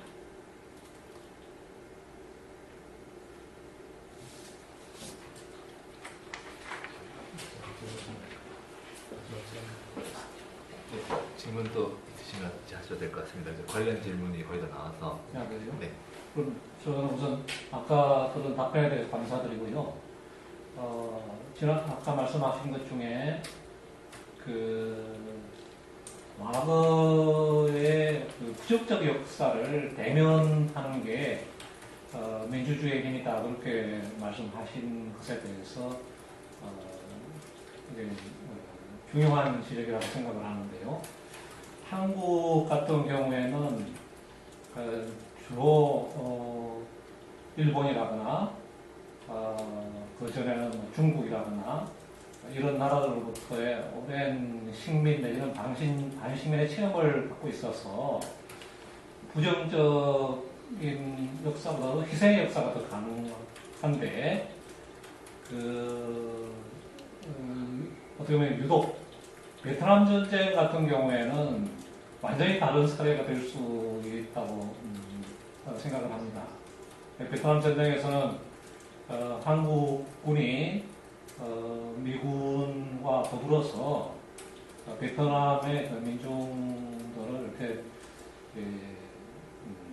가해하고 때로는 학살한 그런 경험을 갖고 있어서 우리로서 보면 대단히 부정적인 그런 역사에 속한다고 생각합니다. 그런데 이러한 역사에 대한 연구는 척히 적고 이거를 대면하려고 하는 노력도 그간 이루어지지 않았고 최근 들어와서 이제 그러한 이제 노력들이 이루어지자 즉각 인터넷 매체들 통해서 반발이 일어나고 있는 그런 시지 않습니까? 그래서 그러한 주장들을 거의 내국노 비슷하게 이렇게 몰아붙이는 그런 반발들이 일어나는데 지금 이제 그 레디커 선생님께서는 지금 노예선에 대한 분석을 통해서 어떻게 보면 그 유럽의 부정적 역사하고 정면에서 이제 그것과 대면을 하면서 유럽 내에서의 그 반발이 있었다고 좀 전에 말씀을 하셨습니다. 백인들이 이런 것 좀 그만했으면 좋겠다라는 식으로 말씀을 하셨는데 유럽은 오랫동안 어떤 피식민 경험보다는 식민주의적인 경험을 갖고 있어서 한국에서 이제 이러한 그 부정의 역사를 드러낼 때 반응하고는 또 다른 어떤 모습이 있을 것 같은데 그게 뭔지 하나 궁금하고요. 그러한 그 반응들과 싸울 때 어떤 효과적인 수단들이 있었는지 그런 게 있다면 좀 듣고 싶습니다. Okay, I'd like to first thank you for your response, concise response. And you said that one of the strengths of democracy is facing the negative histories of the past, and I think that's a very important point. And for Korea, in the case of Korea, we have experience of colonialism and semi-colonialism experiences from Japan and sometimes China, so we have a more victimized history than negative history. But in the case of the Vietnam War, it's a very different instance for Korean people, because in the Vietnam War, we were with the United States and we attacked and we have used violence against the Vietnam people, and sometimes we massacred them. So it's a very negative history for us.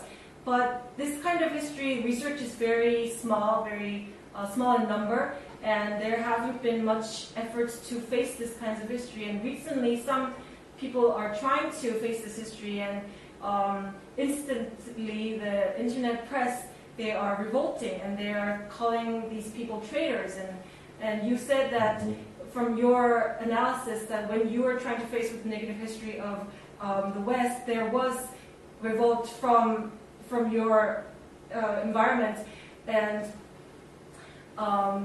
in the case of the United States or the Western Europe, for Europe, you have more of a colonialism experience than being victimized by colonialism. So I think the responses would be quite different from the Korean negative history. And I'd like to know what kinds of responses that you've got, the negative responses.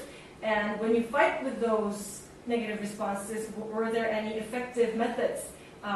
If there are, I'd like to know about them. Yes, no, very interesting question. I think a lot of this matter of, shall we say, dissident histories, histories that tell a story that is different from the major nationalist history. Maybe you want to translate that, and then I'll go from there. Okay. 제가 반체제 역사라고 부를 수 있는 것, 민족주의나 국가주의 역사와는 다른 역사라는 것. The responses depend on many things. One is the degree of popular public consensus about the existing conservative nationalist history. Sorry, could you repeat that? I'm sorry. How to respond depends upon the degree of agreement in the society about the popular conservative nationalist history. 네, 이런 역사를 이야기할 때 반응은 여러 측면에 걸쳐 있을 거라고 생각하는데요. 일단 첫 번째로는 사회에 그 대중적인 보수적인 국가주의 역사적 관점과 어느 정도의 합의가 사회에 이루어져 있는가, 만들어져 있는가에 달려 있다고 생각합니다. It also depends on the relative strength of civil society, which is linked to the ability to make public critique.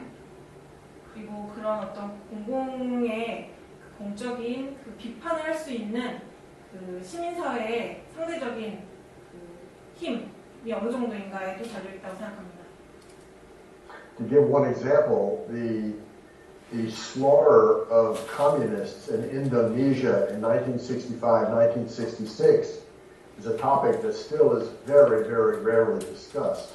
예를 들어서 인도네시아에서 벌어졌던 1965년에서 66년생에 벌어졌던 공산주의자들 학살은 매우 거의 얘기되지 않는 주제입니다. 지금까지도요. I'm not a specialist on Indonesian history, but it seems to me that country has not come to grips with that experience. 제가 인도네시아 역사 전문가는 아니지만 이 나라가 이 체험에 대해서 충분히 이야기를 하지 않고 있다는 점은 알고 있습니다. And even though, in my own view, the United States has not come to grips with the history of slavery, 직면하지 않다라고 있는 건 알고 있고요. 그리고 미국 역시도 노예제의 역사에 대해서 충분히 직면하고 있지는 않지만 movements from below, civil rights movement, Black Power movement, student movement, the women's movement have opened up political space for public critique. 아래로부터의 운동, 시민사회 운동, 블랙파워 운동, 학생 운동, 여성 운동이 이런 공적인 비판이 가능한 정치적 공간을 열어내고 있습니다. So, for example, during the Vietnam War, a lot of protesters, and this is my generation, a lot of protesters were also called traitors. 그리고 베트남 전쟁 당시에 그 시위를 벌였던 사람들도 배신자, 매국노라는 말을 들었습니다. But the eventual victory of the anti-war movement, which forced the withdrawal of the United States from Vietnam, has meant that we now have an open space for that kind of critique. 그러나 결국 반전운동의 그 승리로 그 베트남에서 미국이 철수할 수밖에 없었다는 것은 이러한 공적인 비판이 가능한 공간이 마련되었다는 점을 의미합니다. So I think my main answer to the question of how one responds to these sorts of efforts to close down discussion by labeling someone a traitor 그러니까 어떤 특정한 사람을 매국노나 배반자라고 함으로써 이런 논의를 닫아버리려고 하는 시도에 대한 반응에 대해서 답변을 드리자면 that will depend on the strength of social movements, 사회운동이 얼마나 강력한가에 달려있을 것이고 the previous history of those movements and their ability to make a broad, sustained critique of the nature of society. 사회의 성격에 대해서 얼마만큼 지속 가능한 비판을 세울 수 있었는가 사회운동이 그런 과거의 사회운동의 역사에도 달려있을 것이고 And those will vary from one society to another. 그리고 이것은 여러 사회에 어떤 사회인가에 따라서 매우 다를 거라고 생각합니다. The main reason why we have, let's say, critical histories in the United States, which would include a history of the slave ship, it would include many critical histories of American imperialism. 미국 사회의 비판적 역사가 있는 이유, 그러니까 노예제의 역사라든지 미 제국주의에 대한 역사라든지 이런 것들이 존재하는 이유는 is because movements associated with those causes demanded new histories, and then people from those movements went into the universities and wrote those kinds of histories. 이런 목적과 연관된 사회운동이 이런 역사를 요구했고 그 운동을 하던 사람들이 대학으로 들어와서 이런 역사들을 연구하고 썼기 때문입니다. So I guess my final point would be that any effort to make a certain kind of critique of the national story must also be a battle about building institutions in civil society from which one can imagine an alternative. 그러므로 마지막으로 하고 싶은 말은 어떤 국사의 비판을 하려는 노력은 또한 시민사회 내에 어떤 대안을 제도화하는 것도 수반해야 한다는 점을 마지막으로 말씀드리겠습니다. And I regard the formation of Galmuri Press as one instance in that struggle. 그리고 저는 갈무리 출판사의 형성도 그 투쟁의 일환이라고 생각하고 있습니다.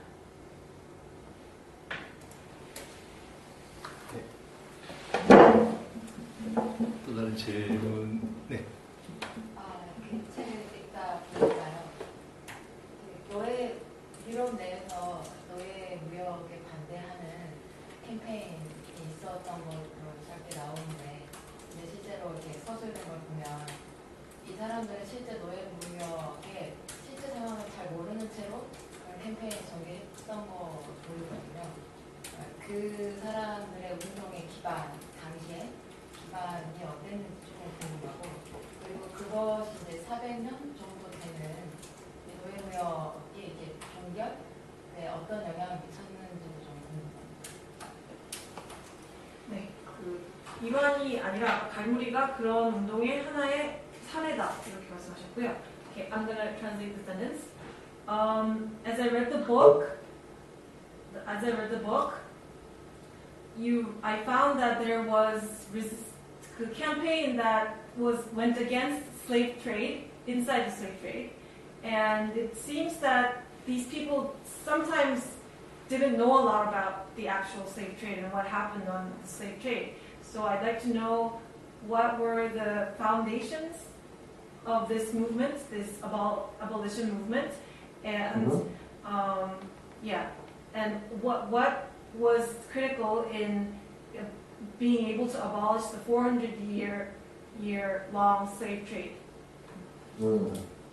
Okay. Well, I think that's an important question. Let me begin by saying that when it comes to social movements, or any sort of movement for liberation, there is a tremendous difference between abstract knowledge and concrete knowledge.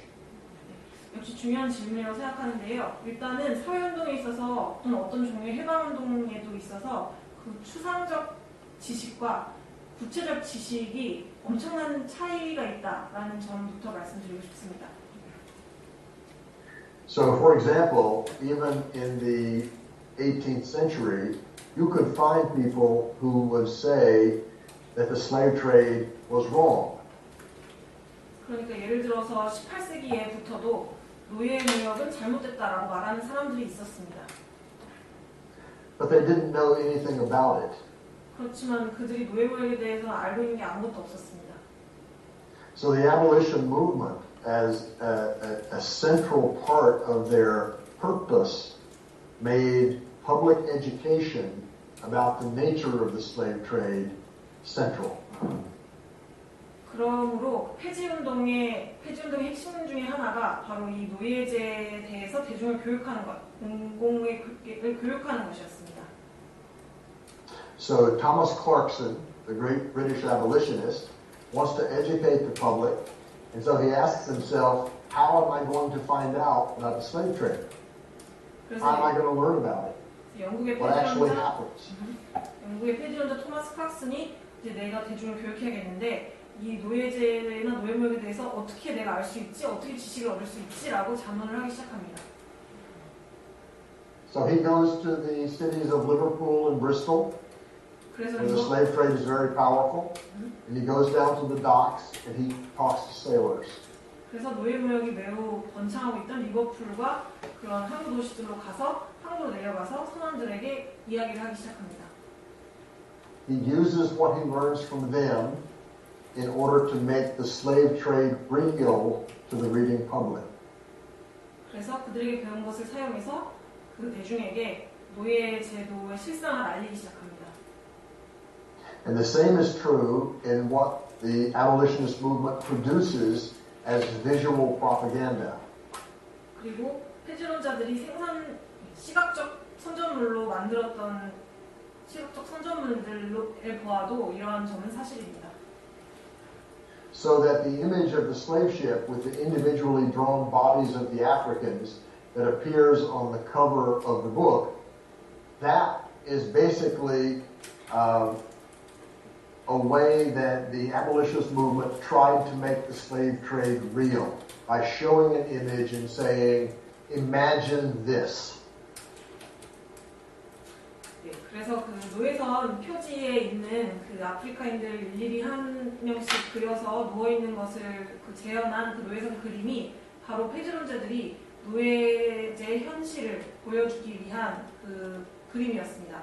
이것을 보여주면서 사람들에게 이걸 한번 상상해 보십시오라고 말을 했던 것입니다. So this is actually linked to what I consider to be the main advance in the study of abolition in recent years. 그리고 이 점은 제가 폐지론 연구가 폐지운동 연구에서 최근에 일어나고 있는 그 발전과 연결되어 있다고 생각합니다. The old historical literature on abolition emphasized what were called the gentleman saints. 그 폐지운동에 대한 기존의 역사적 연구에서는 그 폐지론자들을 신사적 성인들이라고 여겼습니다. People like William Wilberforce, who was a member of Parliament and a spokesperson for the abolition movement. 폐지론자의 대변인이었던 이자 그 의회의 일원이었던 윌리엄 wilberforce 같은 사람입니다.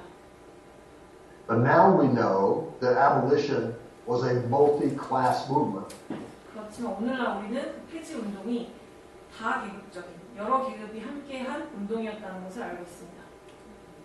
We know that common sailors educated Thomas Clarkson. 선원들이 토마스 클락슨을 교육했다는 것을 알고 있습니다. We know that formerly enslaved people like Alauda Equiano, about whom there's a chapter in the slave ship, educated the public through his writings and his lectures. 그리고 노예선에도 한 장이 할애되어 있지만 올라우다 에키아노 같은 그 노예였던 사람들이 대중을 뭐 강연과 글을 통해서 교육했다는 것도 알고 있습니다. And we know that tens of thousands of factory workers signed petitions against slavery, which were submitted to Parliament. 그리고 수천 명의 그 공장 노동자들이 의회에 그 노예제 폐지를 요구하는 탄원서들을 썼다는 것도 알고 있습니다. So we must see the abolition movement as a movement from below, involving sailors, slaves, workers. That's what made it a powerful social movement. 그러므로 우리는 폐지 운동을 아래로부터의 운동이었다고 여겨야 됩니다. 선원, 노예, 노동자들이 모두 참여하는 운동이었고 그렇기 때문에 강력할 수 있었습니다. That's what made the knowledge concrete. 그 과정이 바로 그 지식을 구체적인 것으로 만들었던 이유입니다. That's what helped people to understand it more deeply and then to see that the slave trade must be abolished. 그 과정을 통해서 사람들이 노예제를 깊이 이해하게 되었고 이것이 폐지되어야 한다는 것을 이해할 수 있었습니다. And I think there's a lesson in this for all social movements. 그리고 저는 여기에 모든 사회운동이 새겨야 하는 교훈이 있다고 생각합니다. You must go to the violent heart of oppression and talk about real things that happen to people. 그 억압의 폭력적 핵심으로 가서 실제로 그 사람들에게 일어나는 일이 무엇인지를 알아야 합니다.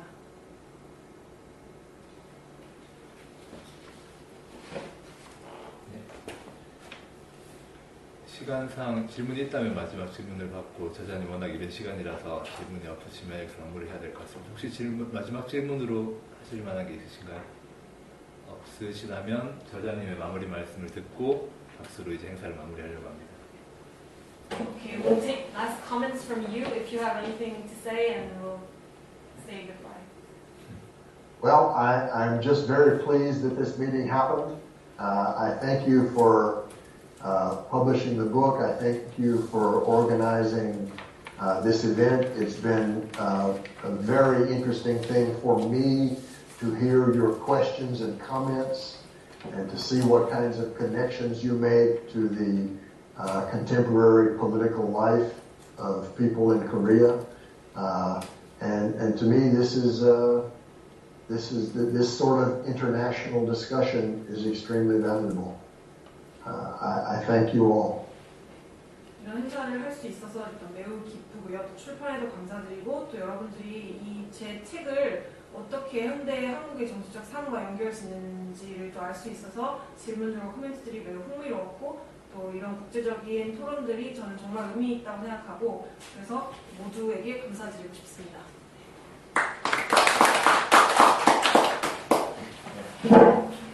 이제 행사가 마무리되겠습니다. 갈무리 출판사에서는 이제 신간이 출간되게 되면은 이렇게 저자님 아니면 역자님을 모시고 출간기념 행사를 지속적으로 하고 있으니까 여러분들께서도 많이 참여해 주시고 주변에도 많이 알려주신다면 이제 더 자주 만날 기회가 있을 것 같습니다. 오늘 참여해 주셔서 감사합니다. 모두 수고하셨고 박수로 행사를 마무리하도록 하겠습니다.